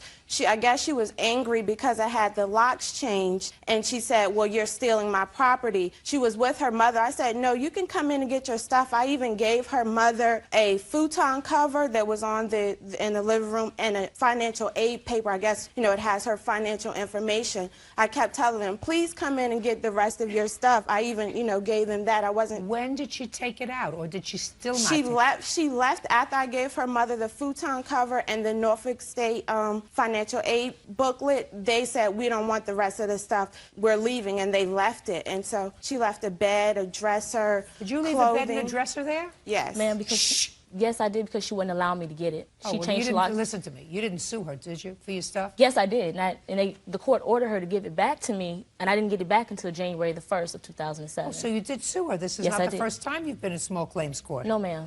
Really? I got it. Ms. King, you're only entitled to half a month's rent. Change the locks, but you're entitled to half a month's rent. $152.50. Okay. Right? That's what your half a month's rent is. Yes. And that's what you offered to pay her. Yes, I did. $152.50. Absolutely right. That's all. Judgment for the plaintiff. Devin Fowler claims ex-husband Jason Fowler fraudulently cashed her student loan check. Jason denies the accusation. Ms. Fowler, the defendant is your former husband, and it is your claim that the day before your divorce was finalized, your husband cashed a check from a student loan that was yours. It was a refund check. And in addition, he has some property that belongs to you. This all came about because after you were married, your husband, who was in the military, was stationed in Germany. You went to Germany. You have one child together, Yes, and things didn't work out. You came back to the United States. It is your claim that the military sent some property after he left the military, and some of the property that they sent to his house belonged to you. That's correct. Your former husband says that he did, in fact, deposit that check into a bank account. It was a joint bank account, that you withdrew that money from the bank account. And as far as the property is concerned, you had said to him on more than one occasion that you had no interest in any of the property that you didn't take with you when you left Germany. Yes, ma'am. When were you married? We were married June 9th, 2004. And when were you divorced? April 12th, 2006. This refund check was when? The refund check was, it must be dated in March of 06 or 05, I believe. It was for the 2005-2006 school year. Well, it had to be 2006. You said it was before the divorce was final. Yes. The end of February 2006 is when it was. Do you have any documentation? No, sir. No, ma'am. My account's been closed at that bank for over a year now, and they said that the records were not available to me, or their exact Well, words. it's a joint account. It was a joint checking account with both our names on it. Yes, ma'am. When did you leave Germany? January 8th of 2006. These are the bank statements and a copy of the check as well. I'd like to see them. Okay.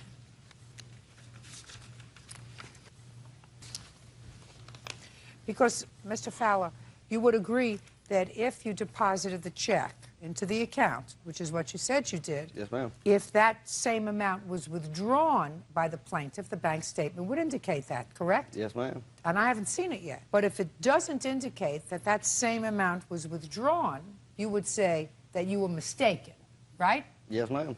Okay, so let's see what happens.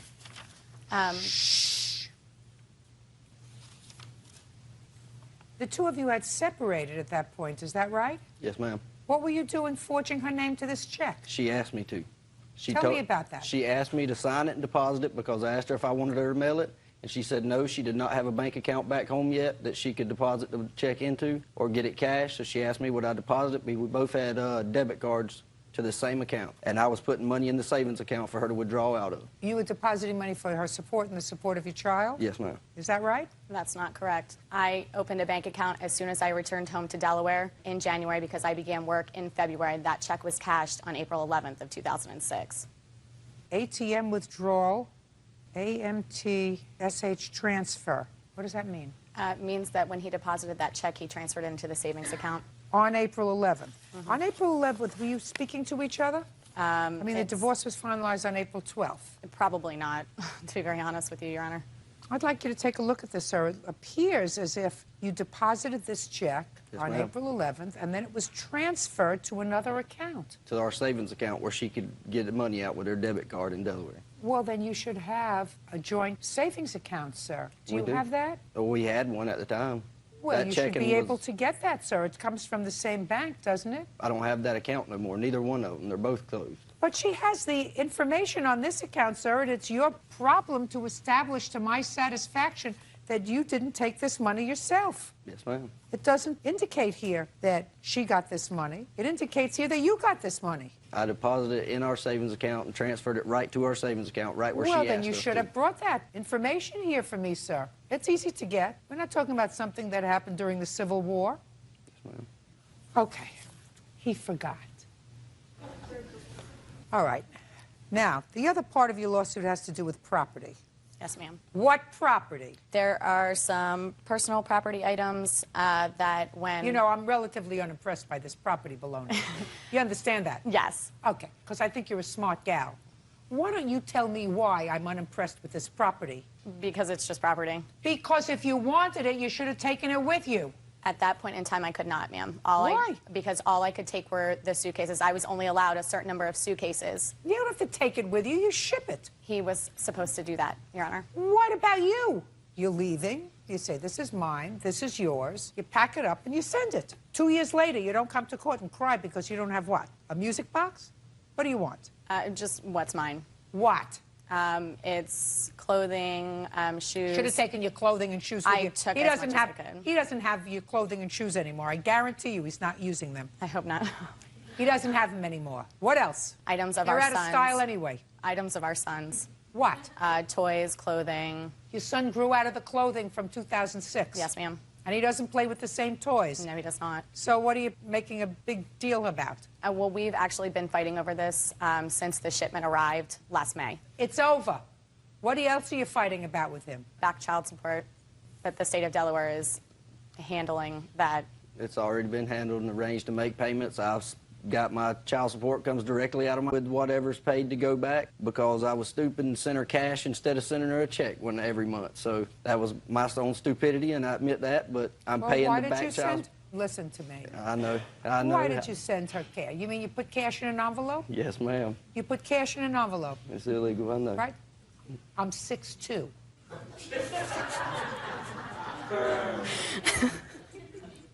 You were in the military? Yes, ma'am. You don't want me to think badly of the military, do you? No, ma'am, not. Well, then why would you make such a stupid statement that you put cash in an envelope and send it to her? Nobody puts cash in an envelope. I don't even put $1 in an envelope to send it to my grandchildren. Don't you watch 20/20 and 60 Minutes and everything else, what goes on? Cash doesn't arrive. $5 doesn't arrive. How much were you putting in cash in the envelope? Anywhere from $200 to $400. Ah! And she got it every time. She got it every time. Really? Did you get the $200 to $400 that he sent you in cash? Every month. Every month.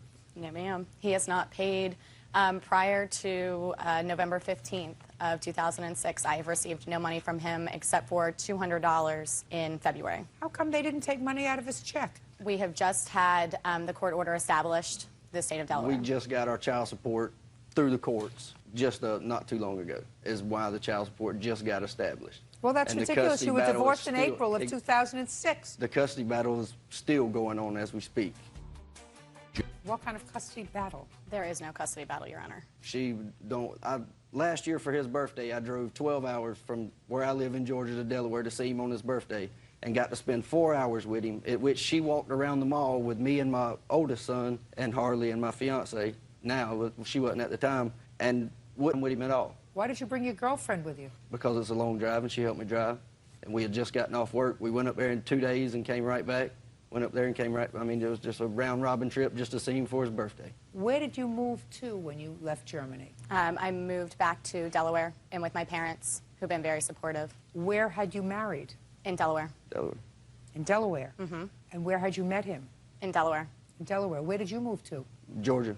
Georgia? Yes, ma'am. Well, listen to me. If I had a child and I wanted to be near my child, a child that was born in Delaware, where I married in Delaware, where I lived in Delaware, I wouldn't have moved to Georgia. I got another son in Florida also, so Well, then I you just got to moved learn back to home. keep That's it all I zipped, did. sir, or at I least don't get have it to worry about- geographically suitable. I got it taken care of. Geographically suitable. Yes, ma'am. You want to pollinate half the civilized world, sir? I would suggest you do it in the same state. You owe $1,046.09. That's all. Thank you. Thank you. Gilbert Manigault is suing his neighbor, Thomas Linder, for medical bills. Gilbert claims Thomas's son, 16-year-old Thomas Jr., shot him in the leg with a BB gun. What were you doing with a BB gun? I was in my backyard shooting targets. What kind of targets? Cans, How big is your backyard? pretty big. Your Honor, the target. How big? About the size of this room. That's not so big. That's a little backyard. How old are you? 16. Who bought you the BB gun? My father. Does your father have other guns in the house? Oh, it's not an answer. Does your father have other guns in the house? Yes, ma'am. What kind of guns does your father have in the house? BB gun. Where does your father use his BB gun? He doesn't. He has a lock on it. Why?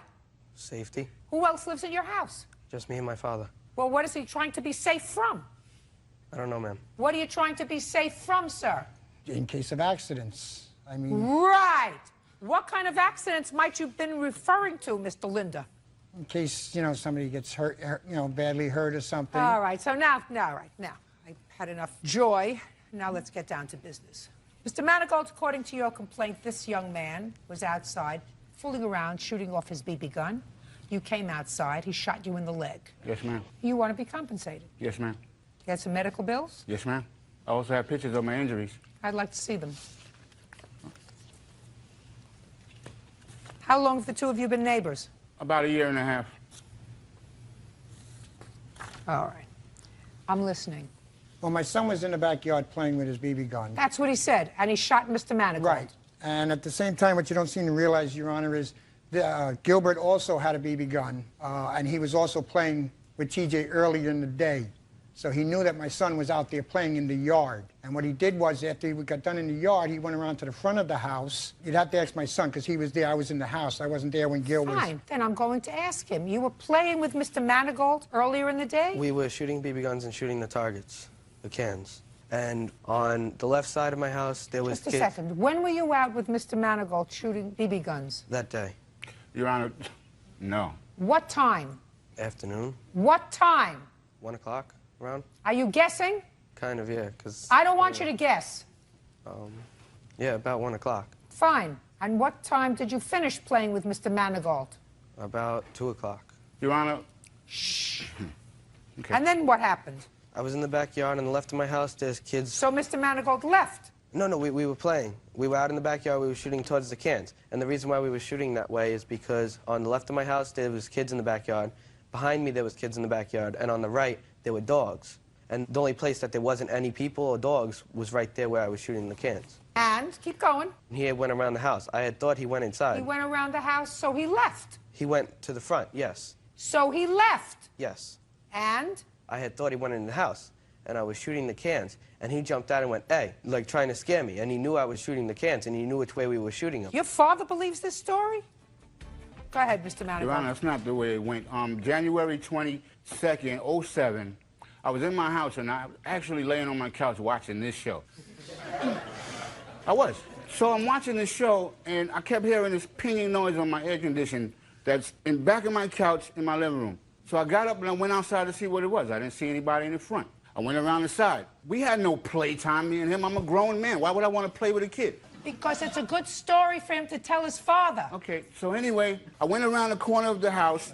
There's a 3-foot-high fence between him and I.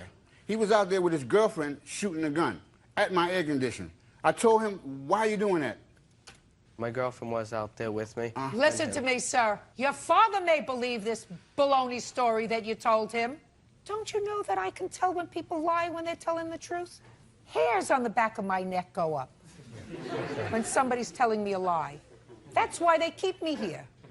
There's nobody that can tell a lie in front of me that I can't spot. Ma'am, I had a witness, but she couldn't come because she had school. Oh, and if my parents were taller, I would have been taller and happier, too. You shot him in the leg. That's your fault. He jumped out trying to scare me, ma'am. Your Honor, no. Listen to me. Your Honor, if I may speak, if you look at the pictures here, you can see the condition of where he was shooting, the target he was shooting at. The pictures have nothing to do with it. Where the gentleman Mr. Linda, lives. you weren't home. I was home. Want... Your Honor, I was home. In the house. In the house. My window was right where he was standing, where he was shooting. Listen to me, sir. Very carefully. Yes. You provide your son with an instrument that can hurt somebody. Your Honor, I had one when I was a kid. So did every other kid farmer. Listen to me, Mr. Linda. If your father was an idiot, that doesn't mean you have to be an idiot. That's beautiful. Listen to me carefully. You provide your son with an instrument that can take out somebody's eye, maybe one of the children who was playing to the right or to the left, maybe one of the animals that was to the right or to the left. If you want to be an idiot and give your son a weapon that you choose to keep locked up, you keep yours locked up, and if you said to him, the only time you can go out to shoot off that BB gun if you want to shoot the neighbor. No, don't be a smart mouth with me. I'm not, Your It's Honor. when we go out together so that I'm supervising you, but a 16-year-old is an idiot. Put your hand, these 5 children, and I wouldn't give any of my 16-year-old idiots a BB gun. I don't even like them to play with water guns. So you choose to be an idiot and give your idiot a BB gun, and he, for whatever reason, injures somebody, you, sir, are responsible. And I don't care whether he jumped out, whether he was wearing a clown costume, whether he was playing the Energizer Bunny. You are responsible because you provided the weapon that caused the injury. You would tell me the same story if one of the little kids who was playing to the right or to the left came in your backyard and he shot him by accident? You know who would be responsible? You. That's the key word here, Your Honor. Accident. It was an accident. Sir, I don't think for one moment that your son, on purpose, intended to cause him injury. Right. That's not what we're disputing, Your Honor. Mr. Linda, that's why they have insurance. Most people who have car accidents don't intend to cause damage or to hurt other people. If they did, they wouldn't call it an accident. They would call it an on purpose. Do you understand? Yes, Your Honor. Put your hand down. Are you losing, Mr. Manigault? No, ma'am. Now, Mr. Manigault, do you have a BB gun? Yes, I do, Your Honor. Do you have children in your house? No, I don't. Did you ever shoot your BB gun with Mr. Linda? No. Just a second. Remember what I said about those hairs on the back of my head? Remember? I understand. Did you ever shoot your BB gun with Mr. Linda Jr.?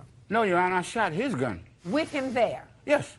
Fine. So you had, for want of another word, played with him together. I don't know if you can call it play, but... Whatever. I don't know why you would keep a BB gun in the house. Who is this?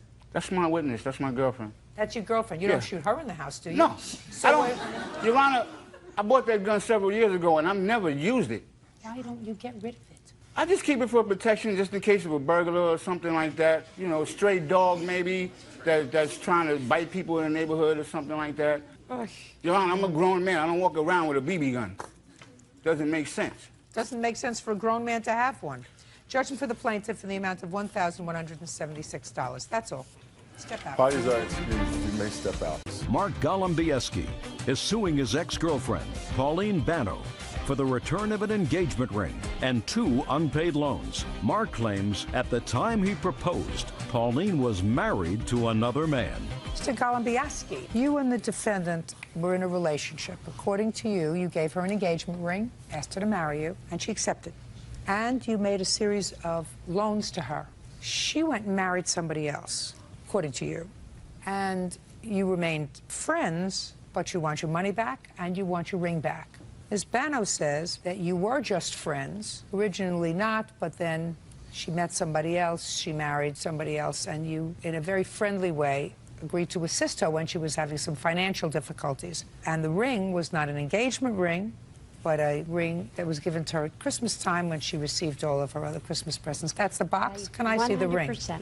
Can I see the ring? I need a time frame for this. That was Christmas Eve. Oh, perfect. How did you meet her? We met online in June of 2006. And when did you meet in person? A few days after we started talking online. You live close by? Yeah, we live in the same town. Was she single at the time? Yes. Did you discuss marriage? She brought up the subject of marriage maybe a couple of months after we'd met. What did she say? She kind of thought I was the right guy for her, and, you know, I got along well with her children and all that other stuff. And So she's been married before? Yes. What about you? Yes, I was. Divorced? Divorced. And you? Ben, I was divorced, yes. Tell me about when you purchased this ring, sir. When I purchased was after Miss Biano came back. She had to go to Maryland for about a month or so, 5 weeks or so, because her son was injured in Iraq. And she went down there to be with him and to care for him down in Maryland. In what month was that? Most of the month of October. October 7th is when I left. Okay. Go ahead. We still contacted each other pretty much every day, emails, phone calls, things like that. You know, we kind of maintained the relationship the best we could. So I guess with absence making the heart grow fonder, things like that. When she came back in November and leading up to it, you know, I started thinking a little bit more about it, that we got through all of that and that, you know, maybe she was the next one for me. But while, according to you and according to Ms. Bano, while she was in Maryland, she met somebody else. Is that right? Yes, it was. And you married somebody else? Yes, I did. When did you tell Mr. Golombieski that you had married somebody else? When I got home. Not before? No. When I got home from Maryland, which When was did you in get November. home from Maryland? November 7th, November 8th. Is that when she told you she had gotten married? No, Your Honor. When did she tell you she Mark, got married? you were crying No, on the no, no, phone. Miss Bano, don't speak to him. When did she tell you she got She married? told me she did not even get married until just before Thanksgiving, which would have been around November 22nd or so. Okay, so She sometime told me in that- November. That's true. Sorry. She didn't tell me this until about the beginning of the year after Christmas, that she got married back just prior to Thanksgiving. She told you after you had given her the ring? Yes, Your Honor. About Tell a week me or so about when after. you gave her the ring. Basically, it was on Christmas Eve, 2006. Her family You was were there. together? We were together. We were at her house. Her family was there. My daughter was there with us. And we'd opened up presents and things like that. And Everybody exchanges gifts on Christmas Eve. Go ahead. one of the last gifts that I had given her was the ring. And, you know, I let her know that I wanted to marry her, and she accepted. What did she say? She said she wanted to be together, you know, and she accepted All it. right. Now, according to you, Miss Bano, at the time that this gentleman gave you this ring, you were married to somebody else. Yes. And you told him you were married to somebody else. Yes. Give him his ring back. Thank you. His. I offered it back 100 times. He Now he's got refused it. to take it. Okay, now he's got it. Got your ring back. Thank you. You're welcome. Now let's talk about these loans. When was the first loan? First loan was on January 17th of 2007. She asked for $750 for a car loan. Now, by that time, you already knew that she was married. Yes, Your Honor. But I also expected us to, she was talking about an annulment. She was talking Why about did she divorce. tell you that she wanted an annulment? She didn't want to be married to this gentleman. The gentleman that she'd married to wasn't even with her. He wasn't up in the state of Connecticut. He was still wherever. I'd never In met him. Maryland. The only time that I know that they were together, she said, is when he came up here to marry her in November. But you still dated Yes, Your Honor. from November, December, and into January. Is that what you're telling me? Yes, Your Honor. Okay. So according to you, and according to her, she needed $750. You gave her the $750, and according to Ms. Bano, she actually returned, and you accepted $350 on that loan. No, Your Honor. Not on those loans. There was a time around Christmas that she wanted, we were out shopping and she needed some money, and I gave her the $300 then. What? And she had repaid that money to me in the cash that she's talking about, I believe. No, that is not true. Okay, so why don't you tell me, Miss Bano? Okay, in the beginning, we did meet. Listen, I'm past meeting. I don't care meeting. You met, you married somebody else. Yeah, I did. I met and I married somebody else. In December, I talked to him. Quiet. Get to the $750. I was telling him, we were talking. I told him I needed more money to put down payment on my new car, okay? He offered it. Why did you tell him that? We were just talking in general. I wanted the car now. I didn't want to wait, okay? And he offered it, so I said, okay, I'll pay you back. I can pay you back half now, and I'll pay you back half the next week. He's like, that's fine. So on the 18th, I deposited his check into my account. On the 22nd, I withdrew $300, and I handed it to him. He took it. The following week, I offered him money again. He said, no, just keep it. Don't worry about it. Okay. Go ahead, cutie. When was the next time you told him you needed money? I didn't tell him I needed money. We're just having conversations. Okay, in conversation, the second time in conversation, we were discussing, and I was saying, we were talking about my income taxes, how I hadn't been here, blah, blah, blah, blah, blah, so on and so on. Just a second. Don't tell me about income tax. I read your answer. Yeah. According to your answer, you were having some financial difficulties. So what did you need money for in January? A car. You got the $750. You just said what I need money for in January. February. March. You mean you're still stringing him along in March? Yeah. What did you tell him you needed money for in March? We were just talking about money in general. He offered the money. He left a check on my kitchen table. My daughter picked it up. We asked, what is this for? He said, help you out with bills. I was like, thank you. We cashed it. We paid some bills. Oh, boy. Let me tell you something. Mr. Golubieski, kiss the floor, look up to God, and say, thank you, God, because but for the grace of God, she could have married you. Then you would have been in real trouble, sir. Right now, the guy in Maryland has to worry about He doesn't have to worry about shenanigans. anything. Judgment for the plaintiff in the amount of $1,900. That's all. Parties are excused. You may step out. 22-year-old Leonardo Saucedo is suing his former roommate, 23-year-old Jessica Trejo, for breaking their apartment lease. Mr. Saucedo, this young lady was a friend of yours, and you decided to rent an apartment together. That's correct. You signed a one-year lease. It was a two-bedroom apartment, from what I gather. You moved in. Shortly after you moved in, she moved out. Yes. And you were able to terminate the lease early, but it cost you several $1,000s. And you believe that because she moved out without any good cause, that she should be responsible for the early termination fees on the lease. That's correct. I've tried to find the defense that is in Ms. Trejo's answer, and the best I can figure out is you were playing your radio too loud. No, that's not true. I don't know what her defense is. When did you move into this apartment, Mr. Saucedo? We moved there September 2006. And how long had you known the defendant before you decided to be roommates? About a year. I had met her on MySpace. You didn't have a romantic relationship? We did prior to moving in. We were talking, kind of dating, but we ended that before we moved in because we didn't want to have conflict with each other. And did that work out okay? There was one occasion. Something happened, but that's it. Everything else was... Everything else was perfect. She stayed in her room and you stayed in yours. Exactly, yes. No problems. We both respect each other's space. When did you move out? February 2007. Why? Because I felt like I was not in a good environment, because he would have his music all loud. I would work 13 hours a day, 6 days out of the week, and my job is very serious. What kind of job do you have? I'm a laboratory technician. Yeah? And pretty much I have to get my sleep in order for me to do my bone marrow slides and whatever I do. And he would bring girls over to the house, always playing the music loud, and I could never get my sleep. I would come home 11 o'clock at night from work, and I would shut my door, try to go to sleep. I couldn't. There was always things slamming doors, slamming cabinets, and there was no way of me getting my sleep. That's not true. I would be going to sleep until 3 o'clock in the morning, 2 o'clock in the morning. So that's your defense. Your defense was that he played the music too loud. Not only that, Your Honor. Well, then get to something more meaningful, madam. Okay, another thing was we did have a sexual relation while we were living together. We did. And? And another thing was he owed a lot of money to me before we moved in. And, like, the money that he owed me and, like, the music and all that he was always playing. And not only that, but the foul language and the sex he was having with other girls. And I would always bring my friends over, which it was a 14-year-old daughter from my best friends. Yeah.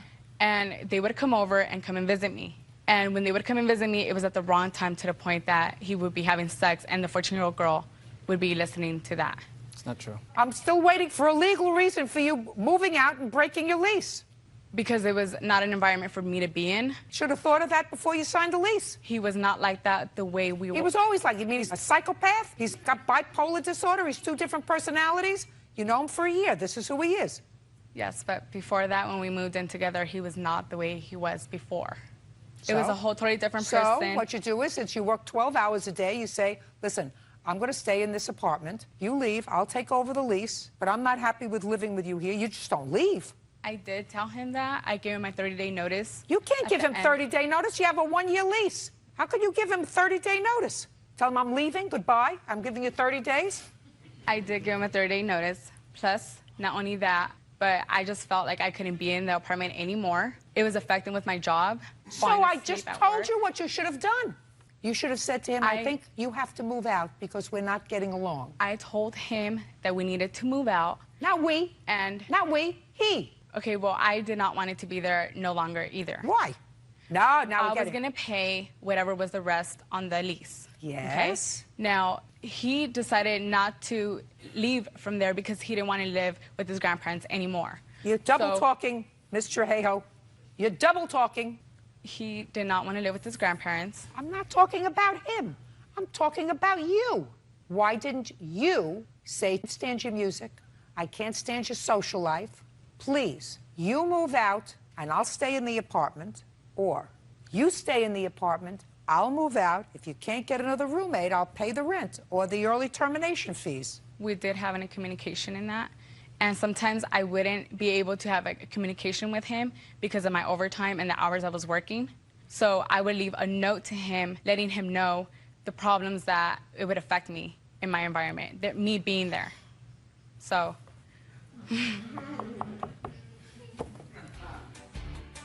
You can't act like a baby. You can't pack up your suitcase and leave when you have a lease, when you have an obligation. Do you understand that? I understand. Where did you go when you left him? I had went back. I don't want you to think about where you went. I want you to just tell me where you went. To my mom's house.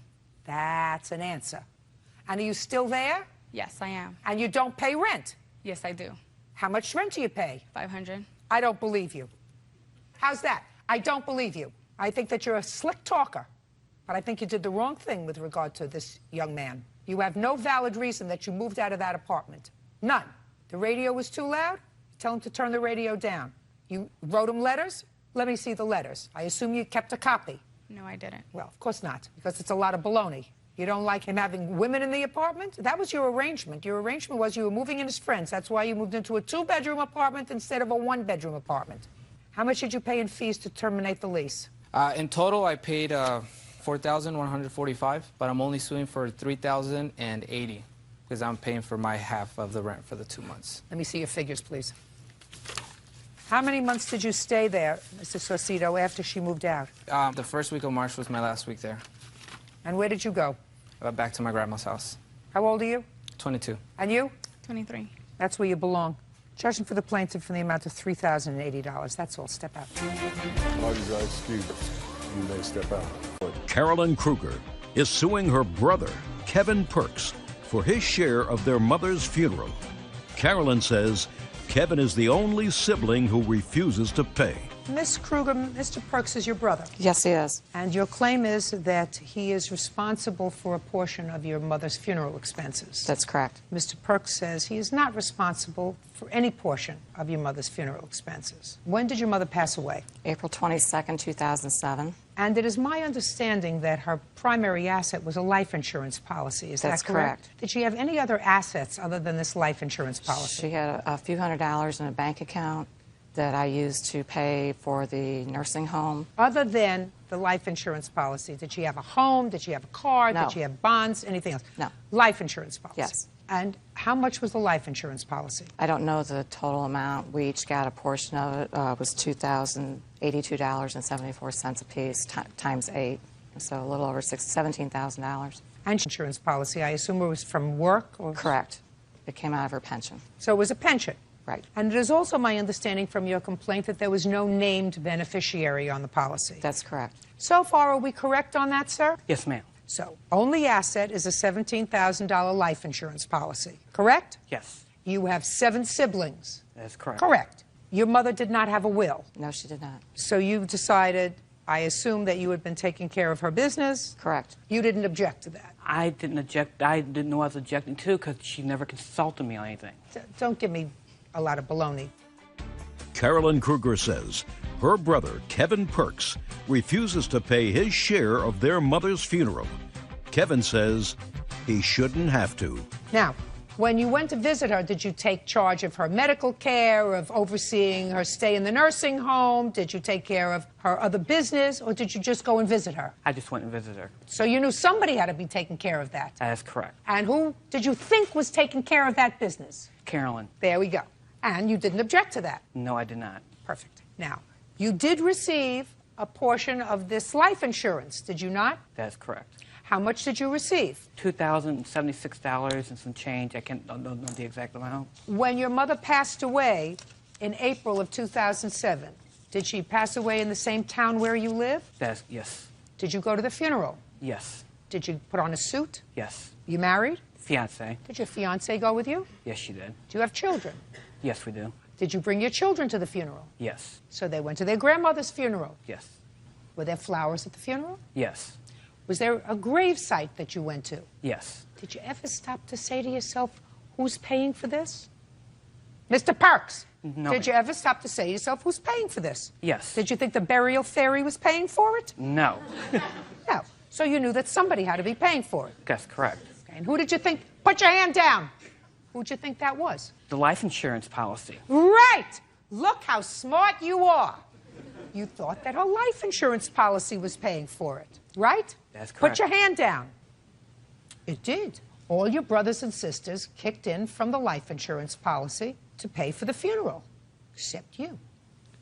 That's what the case is all about. Now, your sister could very easily have said, I am going to take all the proceeds of this life insurance policy, and I'm going to pay the $6,000 for Mom's funeral, and whatever is left over, I'm going to give it to my brothers and sisters. Right? That's correct. Well, that's what you thought happened. Instead, your sister decided to do what she considered the right thing, which was name each of you as a beneficiary on the life insurance policy. You all got your money, and everybody divided the $6,000 or whatever it was for the funeral and sent her a check for their portion.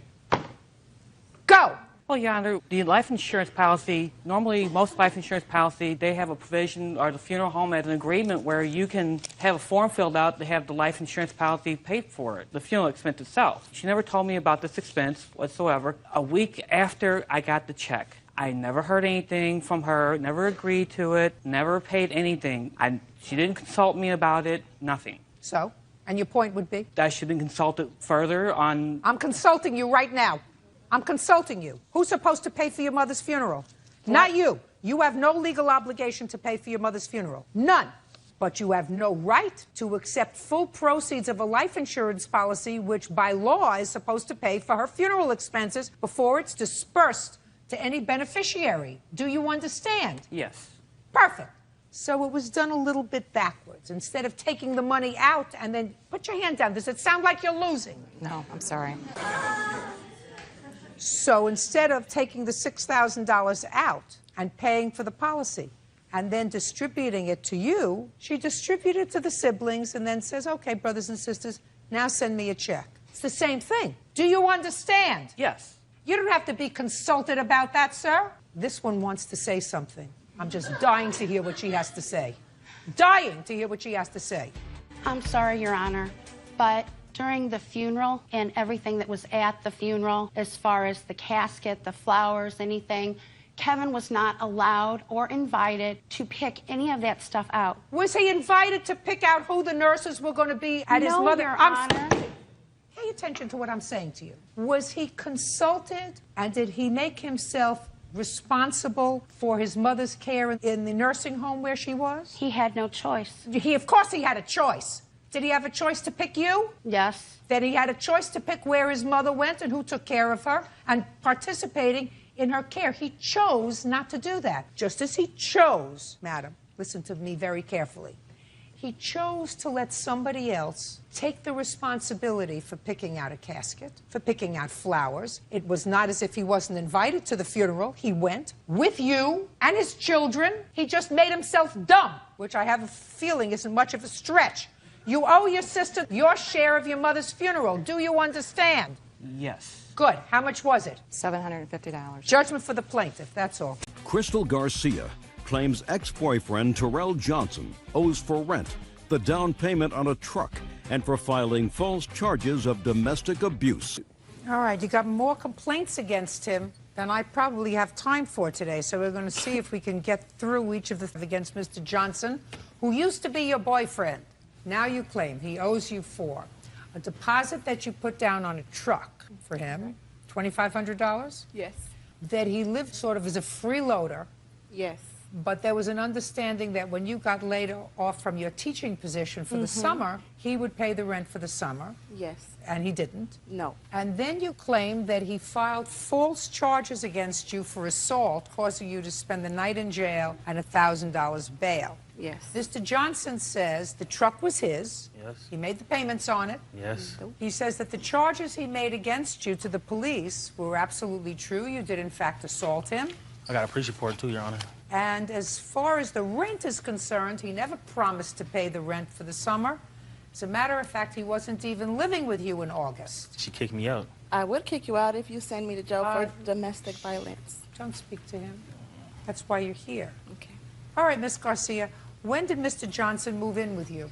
Late September of 2006. What was the financial arrangement? Well, he didn't have a stable job, and, you know, I did. So I told him, I said, once you get back on your feet, you know, and I'd always, through the months, tell you need to get a better job. You need to get a better job. You need to help me. You need to, All right, so you need to help me. You need to get a better job. I don't hear a financial arrangement. Well, I told him, I said, coming June, because we are laid off for the summer, I said, you need to pay June, July, August. I told him that because he would have a job by then. I mean, you would think in 7, 8 months he would have a better job. Right now you have no financial arrangement with him with regard to rent. Yes, I did.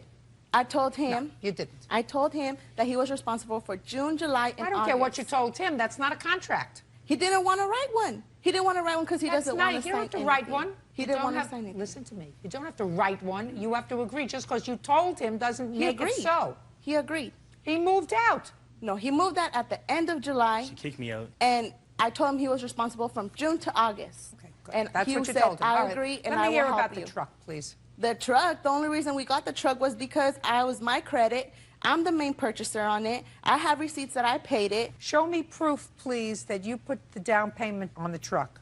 Well, I have my income taxes stating how much I got, and these are all my payslips that I've been working. I want proof that you put down on the truck $2,500. That's not proof of anything.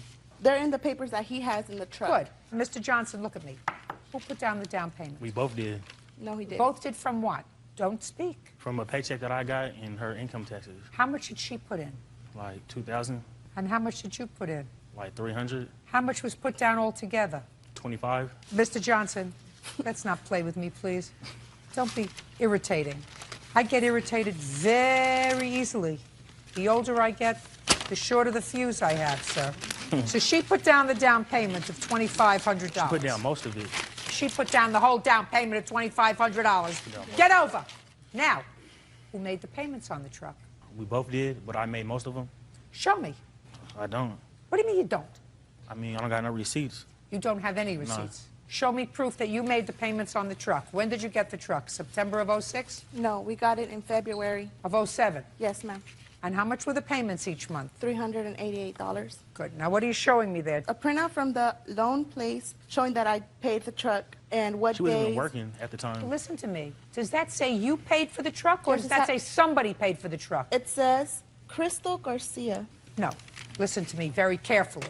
Is that the loan itself that indicates the loan is in your name? Yes. And that the payments were made? Yes. I'm not interested in that.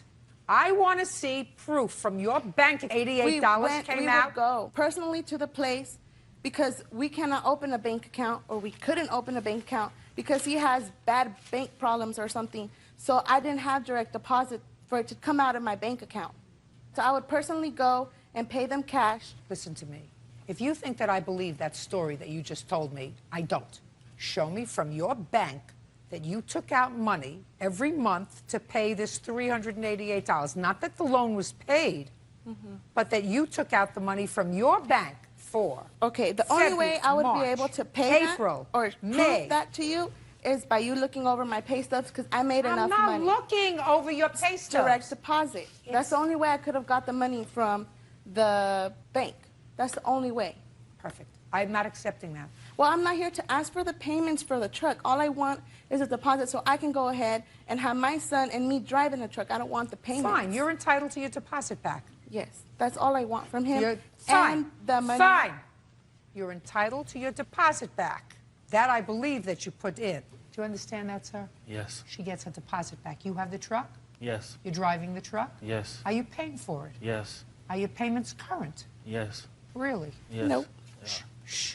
If she shows me that your payments are not current on this truck, I'm going to wipe up the floor with you. I paid the last payment last month. I didn't know I should have brought a receipt. I guess she has all the receipts. I didn't ask you whether you paid last month. I said, are your payments current? Yes, they are. So you've made all your payments? Yes. Since when? Since like 3-4 months ago. Was it 3 months ago or 4? 4. 4. Good. Show me. He was late, and here are the... She wasn't even working at the time to even be paying the bills on the truck. Listen to me. You like said this. you made the last 4 payments, correct? Correct. He paid like $300, and then he was late $88. If you shout out again, I'm throwing you out of here. Do you understand? Yes. Okay, now tell me about these false charges that you're charging him with. Okay. 3 days prior to that day that I was arrested, he was not so nice, and of course I have to look out for my son, so I left. I left and I stayed with my mom. And he was drinking. He would go to my mom demanding the keys, making a big scene. Demanding the keys to what? To the truck. You took the truck. Yeah, because I wasn't going to let him drive it while he was drinking. But you didn't have a driver's license. Yes, I did. No, you didn't. Yes, I did. No, you Just a didn't. minute. You have a driver's license now? Yes. It says in the police report that she don't got a driver's license. I'd like to see the police report. Anyway, so you went back to the house to get some clothes, and? And he called me, and he's like, I'm going to go pick up my clothes from the truck. I said, okay, that's fine. So he comes in, like, we don't have no problems. He's trying to sweet talk me, for me to still be with him. And I'm like, you know what? No, I don't need this for me and my son. I don't need you to be drinking, yelling obscenities to me, calling me names. I don't need that, so I do not want to be with you. And then he demanded, you know what? I want the keys to the truck. And I said, no, you know what I mean? I said, no. And I told him, go get your stuff. So we were right outside my door, and he snatched the keys right out of my hands. Can I say something? And I was like, you know what? I was like, why you do that? So right when he grabbed the keys from my hands, I held onto his shirt because my baby's car seat, You were choking me. my property was in there. And that's everything that I have earned, and I'm not going to let somebody go and take it away. So who knows what he's going to do with it? I don't know what he's going to do with it. So the only way at that time for me to protect my and my son's stuff was to hold on. That's it. Ridiculous. You're ridiculous. Well, the police indicate he was injured. Where are the pictures you were injured? The police indicate on the police report where he had scratches on his shoulder. Those are called And stretch his- marks, and not his- scratches. Excuse me? Stretch marks. Scratches. Scratches. She was strangling me. I was not. No, no. That's why she got arrested. She's crazy. That part of your complaint, Ms. Garcia, where you're asking for compensation for falsely reporting that you assaulted him, that's denied. You're entitled to your truck money back, period. And once you get your truck money back... If it was worth for the DA to pick up, they would have picked it up, and that would have been They wouldn't have rejected the case how they did. There was no case. Because I didn't press on no hand to charges. me. I didn't press no charges. If I hurt you so bad, why didn't you push charges on me? Miss Garcia. It's not even worth it. Now I'm responding to you. Your case is dismissed. It's over for everything except the $2,500 that you put as a down payment for a truck that he now has. Do you understand? Yeah. Good. Thank you very much. That's all. Parties are excused. You may step out. 20-year-old Ashley Branham is suing her ex-boyfriend, 23-year-old Jeremy Benjamin, for a cell phone bill she paid on his behalf. Jeremy says Ashley prematurely paid a bill that he was disputing. Miss Branham, this tall drink of water over here used to be your boyfriend. Yes. And you were foolish enough to get him a cell phone. Yes. A cell phone with a bill in your name. Yes. And you did that, according to you, and really not disputed by Mr. Benjamin, so that you could converse with each other. Yes. And with a promise that he was going to take care of the bill. Yes. Well, he didn't exactly do that. And according to you, within the first couple of months that he had the phone, and it was one of those fancy phones. What do they call it, Mr. Benjamin? BlackBerry. BlackBerry. Yes, ma'am. He kept trading in the BlackBerry. And by the time he left for Europe to play basketball, which he does professionally or semi-professionally? Professionally. Professionally. He had racked up a bill of close to $1,700. And then you cut off the phone. Yes. So you had charges for cutting off the phone because there's an early termination fee? Yes. See, I don't do those things really well, but I heard all of this before. Because believe it or not, there are other foolish young ladies who've been standing right where you've been standing, who did the same dumb thing that you did. They are supposed to buy you presents. You get it? Right? Correct. They're supposed to bring flowers and candy and jewelry and all that kind of stuff. They're supposed to woo you. That's the way the Creator made it. Not the other way around. Because usually they're not that great a bargain.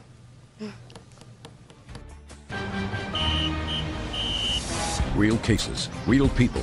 Judge Judy. Ashley Branham says ex-boyfriend Jeremy Benjamin owes for a cell phone bill. Now, are you the bargain exception? Because you're going to tell me, because I want to hear it from your own mouth, Mr. Benjamin, because you look like a decent enough young man. She paid the bill because her mother said to her, I don't want your credit to be bad. That it was going to ruin her credit. And I assume that the reason she got the phone in the first place is because you didn't have credit. Something like that. Well, I assume if you could have gotten it for yourself, you would have gotten it for yourself, right? Oh, yeah, I was told never to, not take gifts, If she offers, I'm not going to say no. You were told what? I'd like you to keep your voice up. I want to hear that. Oh, you can't hear me. I'm sorry. I said my mother told me never to, not accept gifts, if Your mother always told you to accept a gift. Of course. I'm getting to like you less and less, Mr. Benjamin. Sorry about that. I knew that it was just a slip. So, why isn't this bill your responsibility? Because actually, the phones were actually replacement phones. I wasn't upgrading the phones. The phone that I received was a defective phone. So the actual reason why I had to keep sending the phones back because they kept sending me refurbished phones. Did you tell her that? Yes, I did. Actually, I did. Yes, and? Call her and explain it to her. I called her and I said, Ashley, these phones, I'm having a problem with these phones. I'm going to send them back. So what they do is they send you a phone and they send you a box. You put the broken phone in the box, you put the label on top, and you send it away. So I did that about 3 times. And they tell you before, if we don't receive the phones, we're going to charge you $400 per phone that is missing. I assume you have all the receipts. Well, actually, they just have a label that you just pull off the sticky thing and you put it in a box, and you can put it in any UPS. But T-Mobile itself had the actual the Got it. I got it, numbers. Mr. Benjamin. Okay. So going along with the time and everything that we were together or whatever, I was going through graduation, contracts with basketball, trying to take care of everything I had to take care of. And I explained to Ms. Brenham that I was putting in a claim for the money that I owed, and it was going to take almost a month for the claim to actually go through T-Mobile. They're not just going to give me the money back without finding the phones. Okay, cool. So I get a call about 2 weeks from that time saying, hey, my mother closed the account, she paid the bill, you owe $1,700. $100. Well, a lot of that was for phone calls, too. Well, the voice plan, I think, was about between $300 and $400 out of that $1,700. Well, did you pay that part of it? I paid $200 prior before that. Why didn't you pay all of it? I have no clue why I didn't pay it all. You didn't pay any of it. According to you, your mother gave her $200 because she was complaining Well, to your no, mother. not actually. I sent the money to my mother because I was out of the country at the time. I couldn't send a check from out of the country. Okay, but you only sent her a little part of it. Of course, yes. What do you mean, of course? Well, we made an agreement that, I would pay $200 a month just because, I don't know. Who did you make the agreement with? Her mother. Her mother. Yes. But it's her credit. I don't know. I Look, guess she just took Mr. over. Benjamin, I read your answer, and what your answer put succinctly is, you went to Germany for how long? I was in Germany for 4 months. Working. Yeah, this is a job. Did you have a cell phone, by the way, while you were there? Yes, ma'am, I did. Ah, that's the question that you didn't answer here in your answer, Mr. Benjamin. Right. Don't look down there. Right. Okay. She had turned off the cell phone. Your cell phone connection to her was over Right. when you went to Germany. Right. How'd you get a cell phone in Germany that had a chip that allows you to call the United States? That's a fancy phone. How did you get that? No. Don't think about it. Just give me the truth. Yes, my mother. My mother got it for me out of the kindness of her heart. Well, that's your mother's problem, because according to you, your mom says you always take a gift, never turn down a gift, right?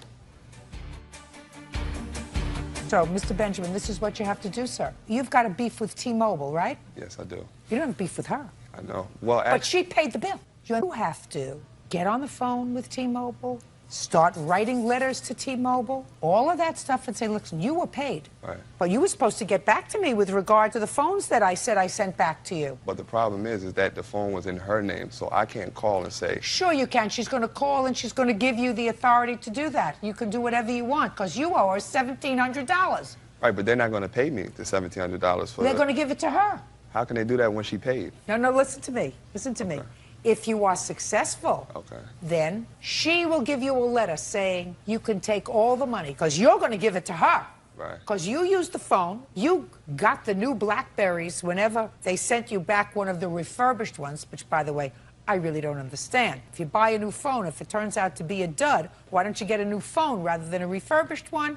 I send that out over the airwaves to T-Mobile and everybody else. Right. It's your problem, not her problem. You deal with it. You should have dealt with it before you went to Germany. You should have dealt with it from Germany. Well, I actually tried, and the thing that I asked her not to do was to close the account. Well, she had to do that. They were going to ruin her credit, sir. They can't wait for you. It was still active. I was still using the phone. They can't wait for you to pay this bill. The bill was outstanding, more than the $200 you sent to your mother. Right. Right. Judgment for the plaintiff in the amount of $1,700. Go try to get your money back from T-Mobile. Thank you very much. April Franks is suing Angela and Jean Roberts for the return of money she paid for a female Yorkie poo. April says the couple sold her an emotionally damaged animal. Bert, would you please take the Roberts' little girl outside, please? Certainly. Thank you. Come with me.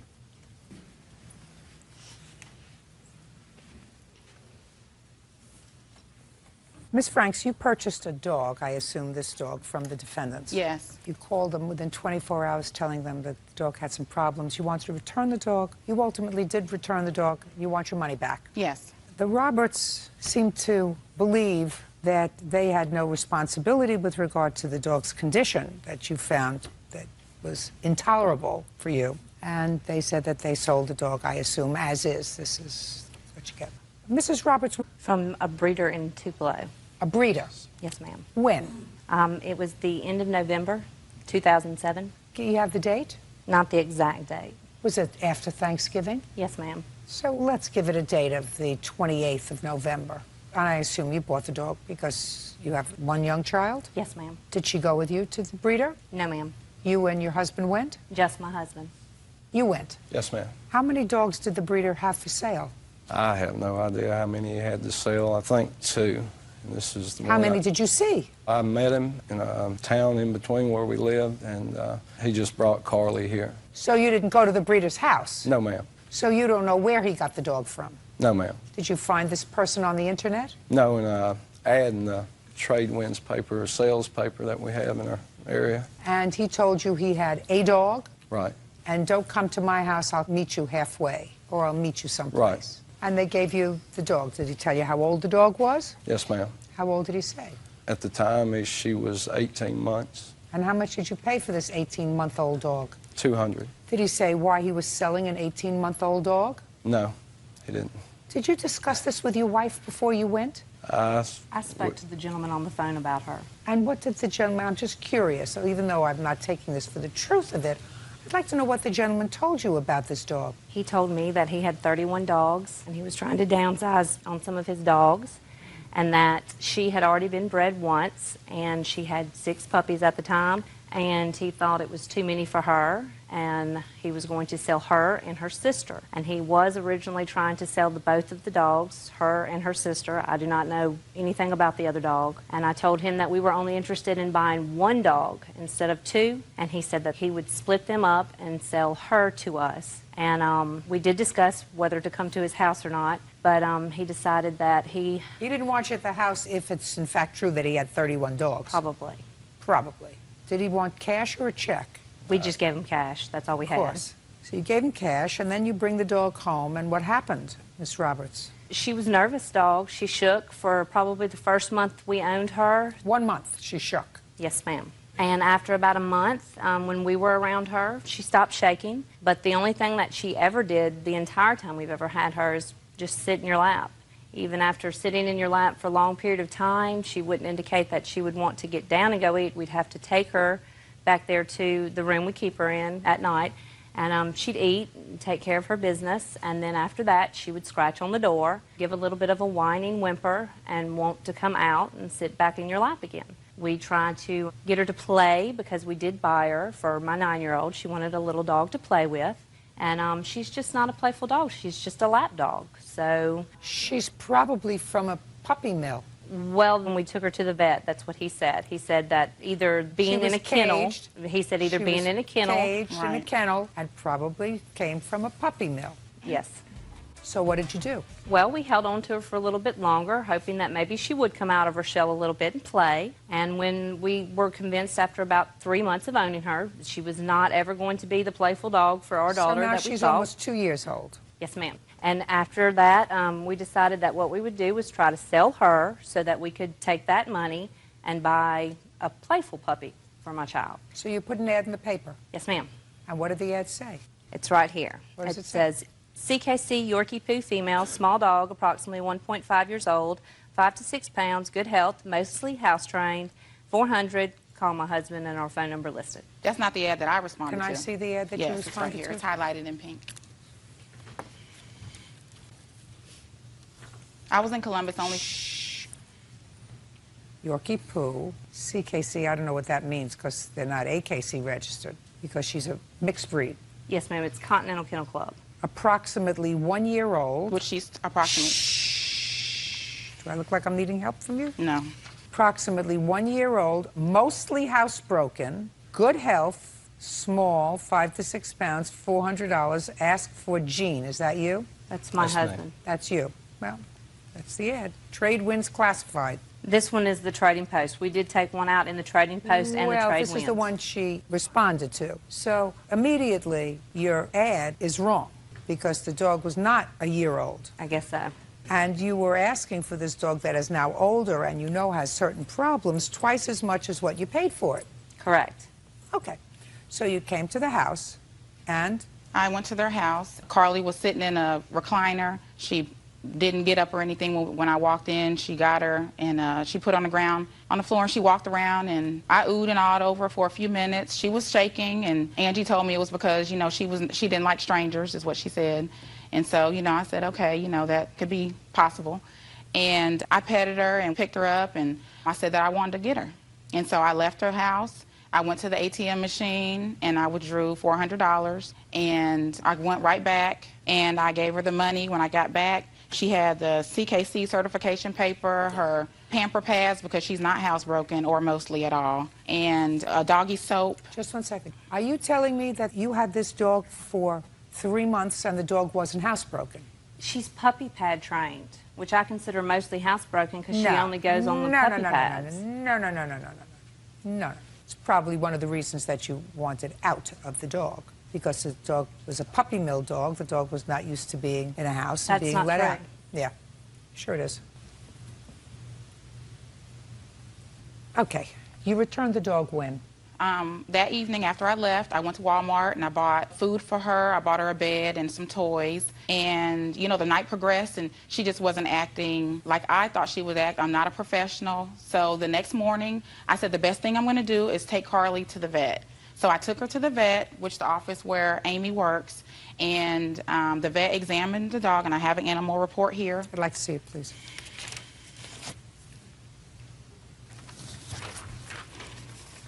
As well as the invoice. On February 26, 2008, I examined the above-listed animal because of a complaint of severe emotional issues. The animal would crouch down in the corner and urinate all over itself when touched. It was my opinion that the animal was experiencing fear, anxiety, and the owner would be better off returning the animal to the previous owner. Animals exhibiting such fear, anxiety have special needs that the average pet owner usually is unable to give. The time we took the dog to the vet was after the fact that April returned her. They just took the dog to the vet. You mean you never took the dog to the vet when you got her? She never urinated on herself or crouched down in I'm the just corner. asking you why you never took the dog to the vet. No, ma'am. Have either of you ever had pets before? We have quite a few. Well, then you knew that this dog's behavior was most unusual. I was told by several other people, we've never had a small dog like this before. Right. You have to give her money back. Stop nonsense. You try to unload the dog on somebody else for twice as much as what you paid for it. I mean, usually when a breeder wants to unload an 18-month-old or a 19-month-old dog, they usually give them away to try to find good homes. This guy found a sucker who was willing to pay $200 for it. That doesn't mean that you, when you have the dog, I mean, you're supposed to be reputable people. I don't know about this person who's running a puppy mill, but you're supposed to be reputable people. That means that you got I'm going to find somebody else to stick with this dog and charge him twice as much. Right. That's outrageous. You have the dog? Give her back the papers, please. You owe her $400. That's all. Isla Wiley says her former roommate, Paris Scott, owes for unpaid rent and utilities and car damage. Paris claims she was a guest in Isla's home, but never a roommate. Please. Ms. Wiley, according to your complaint, the defendant was a friend of yours. She ran into some difficulty. You allowed her to move into your apartment. You claim that the agreement was that she would pay you rent. She did not pay you rent or her share of the utilities, which was also part of your agreement, and you want her to pay you for that.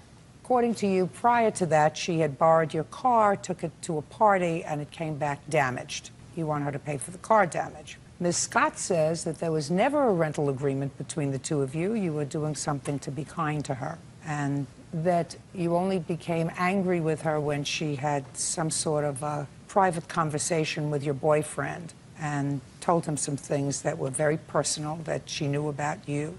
You became angry, told her to leave, and then concocted the story about rent. And she would like her personal property back. You indicate that you do have her personal property, and that personal property she's going to get within 5 days of today. She can come either with a marshal or by herself to retrieve her property. Please have it ready for her. So I've taken care of your counterclaim. Okay. Understood? Yes. Good. Now, let's take care of your claim. How long do you know each other? About 5-6 years. And when did she move into your apartment? February 2009. Where was she working at the time? Forever 21. How long has she been working there? I'm not for sure. Maybe about a few months, 3 or 4 months prior. And who had you been living with before? Me, I've always lived by myself. Perfect. That's the way you should keep it, Miss Wiley. I mean, as far as roommates are concerned, you can certainly meet somebody and decide to set up housekeeping. But as far as taking in a roommate, it's always a problem.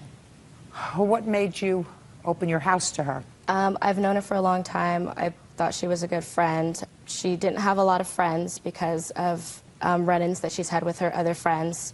And then on top of that, she was always coming to my house. She was always crying. She was always upset because she had gotten into an argument, or she was fighting with her dad, or, you know, they were having disagreements. So it was total drama. And I told her that, you know, my house is always open if you want to come stay here. So then she asked me, like, how much would it be if I rented? And I told her you would have to pay half rent, which would be about $850 or more a month, including utilities. And she said that would be perfectly fine because she's working, and then that on top of that, you know, her mother and her father would help her with rent. So I told her that would be okay, and so I allowed her to start, you know, slowly and gradually moving her things in. How many bedrooms do you have? It's a 2-bedroom, 2-bath. So she moved into one of the bedrooms? Yes. in February. And when did she leave? She left in May when I told her to move her things. You were working all that time? Yes, I was. Why didn't you pay her rent? Because we never had an agreement to pay Well, rent. why would she take care of you? You moved into her apartment. You had your own bedroom. You have your own bathroom. Why No. wouldn't you pay her rent? Because the only time that I came to stay with her, my father did have problems. I don't care what the reason is. How old are you? I'm 21. Well, 21 years old. And you I have was a still job. living with my family. You have a job. Are you telling me you didn't live with her? I stayed with her from time to time. I didn't live with her for a constant, like, month after month. I'm sorry, she did live with me. I did stay with her, and I would go home or stay with someone else. Hey, your problem is you don't have a mind. Because if you had a mind, you would remember what you signed, which was your sworn statement. You want me to read it to you? You can if you want. We never once had a conversation about rent prior to me moving in. In April, my family was evicted from their place and was scrambling to find a new home. She allowed my family also to store new things in her apartment. Although I stayed there part of the time, I did bounce from place to place. Yes. I never moved in permanently. She let me stay there. Give me the name of the people that you bounced to. My witness, Latice, and then I went back home with my family. Last name? Hampton. When did she stay with you? She started staying at my house in May, the beginning of May. May? Thank Yes. you. You may sit down. We're not interested in May. We're interested in February, March, and April. I never moved in February. I was still at home. She doesn't have a specific date that I moved in. What stuff do you have in her house that you're counterclaiming for? I do have a suitcase of clothes. So you have clothes? Yes. What else do you have? You said you have my personal... Like, in the suitcase, I have, like, a mirror that my sister bought me for Christmas. The suitcase is stuff that we were packing up from the house that my family had to move out of. That's why that suitcase is there. I do have clothes there when I would stay with her. That's the other stuff. I want to know where else you would bounce to. You said you bounced. I would go back home. I would go back home and stay with my family. They were evicted in April. No, they weren't. Yes, you said my family was evicted in April. Not in April, because we just moved In out. April 2009, my family was evicted from their place. I never said in April that... Would you show this to her, please?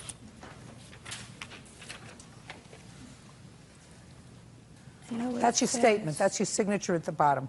I know what it says. So is it wrong? My family did not get evicted in April. They were still at their house. So I'm asking you a question. When you wrote that down and swore to it, it was wrong. Yes, the date is wrong. Give it back to me. How much rent did you pay your family? I never paid rent for my family. Well, you got to pay somebody rent, madam. I never moved in. We never had You an got to agreement. pay somebody rent where you're living. If we had an agreement, yes, I would pay rent. If I never signed anything... You don't have to sign anything. If we signed it, then I'd be out of a job. Signed it makes it easy. So now, let us say I believe you, which I don't, that you weren't there all the time, you didn't live there, you never formally moved in, you never signed anything, whatever else it was. Then she was just being nice to you, right? Because she was my friend. She was being nice to you, right? Yes. You explain to me why you gossiped behind her back to her boyfriend? I did not gossip behind her back. Really? Her boyfriend texted me when she left for her cruise to Mexico. He texted me and asked, can I talk to you because I have issues with my girlfriend, Isla. I never responded back to him. You never respond, so you never had any conversation with him? No. No, so just a second. So you never, well, then you must be wrong that you never had any conversation with him. She is wrong. You want me to call him and find out? Yes, you can. Yeah. The only time me and him talked was the night we were going out, all of us. And he asked me, Paris, I have a feeling that something's going on. And I told him, if you really believe something is going on, why don't you guys take a break so you can figure out your thing and she can figure out hers. She has been having issues with her boyfriend. Jealous. Yeah. She's jealous. Exactly. Right. Did she have an arrangement with you to pay rent? Yes, ma'am, she did. Yeah, I believe she did too. When did she move in February? She moved in actually 2 days after Valentine's Day, so I'd say the 16th. So we're going to discount February. We're going to go right to March and April. Yes, ma'am. Those 2 months. And your total rent is what? I would say $850. Okay, so she was supposed to pay 4 1/4? Yes, ma'am. Now tell me about the car. Well, make sure I get it right. Do you understand? Yes. Okay, well, the night before, she drove my car. She had to rent a car because she did not have a vehicle. She went down to the club, and I guess she had the windows busted out. Somebody busted out the windows and stole her belongings. In the rental car? In her rental car, yes. What did they steal? They stole my purse. You left your purse in the rental car? In the trunk, yes. Go ahead. So then, with the rest of her problems that she always had, she came to me crying, saying that somebody stole her things, she had nothing, and that she needed to use my vehicle. Because every excuse with using my vehicle was, my family doesn't have food, my family doesn't have money, my sister's left at school, my brother's left here, my brother's left here, can you please let me use your vehicle? So she always used my vehicle. So she got her windows busted or whatever, so the very next night, she wanted to go downtown, and I said, you could use my car. Please be careful. And, right. So she came back with the vehicle. She actually came back with her boyfriend, and they got off the car, and I came outside, and I'm like, what happened to my car? She goes, what do you mean, what happened to my car? I'm like, my car is keyed. And it's really obvious. You could see it at night. The whole car was keyed. Somebody ran the whole key through it all around the frame, everything. And then somebody even kicked it in. Then she told me, oh, I don't know what happened. I don't know what happened, but I'll help you fix it, or I'll fix it. Just a second. Did anybody that you know see what happened to the car? No. Okay, so what happened to the car was a criminal act. Correct. And she had your permission to drive the car. Yes, ma'am. She's not responsible for it. Okay. She's not responsible for someone else's criminal acts that are done to your car if she had the car with your permission. Do you understand? Yes. Okay. But she certainly owes you for rent. Anything else? No, ma'am. Very good. Judgment for the plaintiff in the amount of $850. Make arrangements to pick up your suitcase within 5 days. Okay. Understood? That's all. Please excuse me. Step out. কথা খুব খুব খুব জরুরি একটা বিষয়। এইটা দিয়ে তুমি মানুষের মাথা কিনে ফেলতে পারো, অথবা তুমি তার মাথাটা কেটে ফেলতে পারো। আচ্ছা মো আপনি কেন মিডিয়ার সামনে কথা বলেন না সেভাবে? সত্যি কথাই বলতে চেষ্টা করছি এখন। আমি আসলে ভয় পাই কথা বলতে। আর এখনকার সময় ভয় পাওয়াটা তো আমার মনে হয় না খুব ভুল কিছু করি। তুমি দেখো না, কথা বলাটা তো এখন আসলে অন্যায় হয়ে যাচ্ছে। তুমি কি বলছো সেটা কি সত্যি সবাই শুনছে? তুমি মনে করো? তুমি নিজেও তো আমাকে যখন পরিচয় করিয়ে দিলে এসব কিছু বিষয় নিয়েই কথা বললে। কথাটা কি সত্যি তুমি কতটুকু বলছো বা কি বলছো, কেন বলছো, পুরোটা কি মানুষে শুনে? আমার মনে হয় না। তাদের মনের মতন করে তারা বানিয়ে ফেলে। প্রথমত আমি ছোটবেলা থেকেই কথা বলতে ভয় পেতাম। তার কারণ হলো আমি শুনতাম যে আমার গলাটা একটু অন্যরকম, এটা একটা কারণ। দ্বিতীয়ত আস্তে আস্তে যখন বড় হলাম তখন আমি ওটা কেটে গেল। এখন যেই যুগে আমরা চলছি, সত্যি তো ভয়ঙ্কর কথা বলা। কি করে তোমরা বলছো কথা কেন বলেন না? না বলাই তো ভালো, চুপ করে থাকাটা ভালো না? শুনতে খুব খারাপ লাগলেও কথাগুলো সত্যি আপনি যা বললেন। তবে জাহিদ ভাইয়ের পর্ব প্রচারের পর আপনি আমাকে ফোন করেছিলেন এবং এমন সব সুন্দর সুন্দর কথা বলেছিলেন, ওই প্রত্যেকটা শব্দ ছিল আমার জন্য এক একটা অ্যাওয়ার্ড। আপনার কেমন লেগেছিল সেই পর্বটা? আমার ভালো লেগেছে। আমি খুব ঠান্ডা মাথায় বসে দেখেছিলাম। তখন অবশ্য এত আশপাশের গল্প শুরু হয়নি।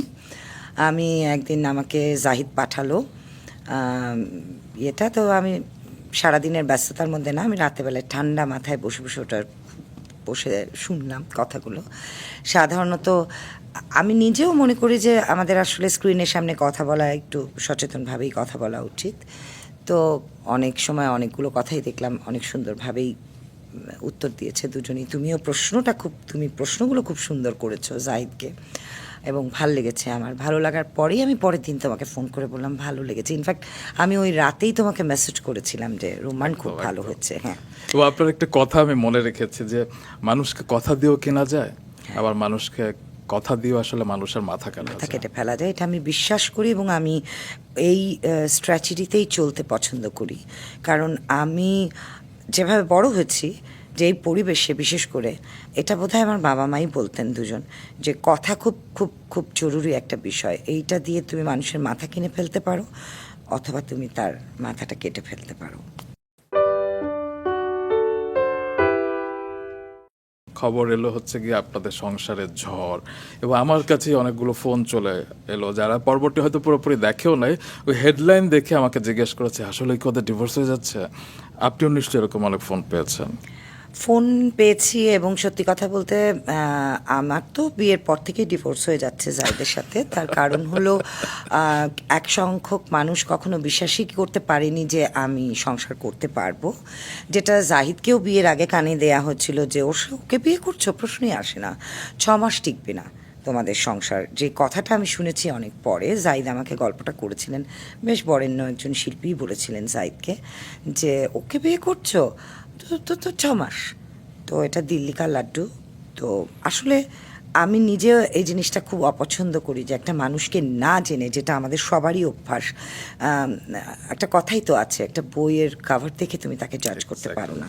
তো আমার ব্যাপারেও তাই, বেশিরভাগ মানুষ আমাকে যেটুকু জানেন, যারা আমার কাছের থেকে আমাকে চেনেন, আমার পরিবার এবং আমার খুব কাছের কিছু মানুষরা ছাড়া আমাকে কিন্তু বেশিরভাগ মানুষই ওটাই ধারণা করে যে আমার সাথে সংসার করতে জাহিদের খুব কাঠখড় পোড়াতে হচ্ছে। তো এটা এখন তাদের ব্যক্তিগত ব্যাপার, যে সংসার করছে সেই বোঝে সে কী করছেন, এবং আমাকে যে আমার সাথে যে সংসার করছে সেই বলতে পারবেন।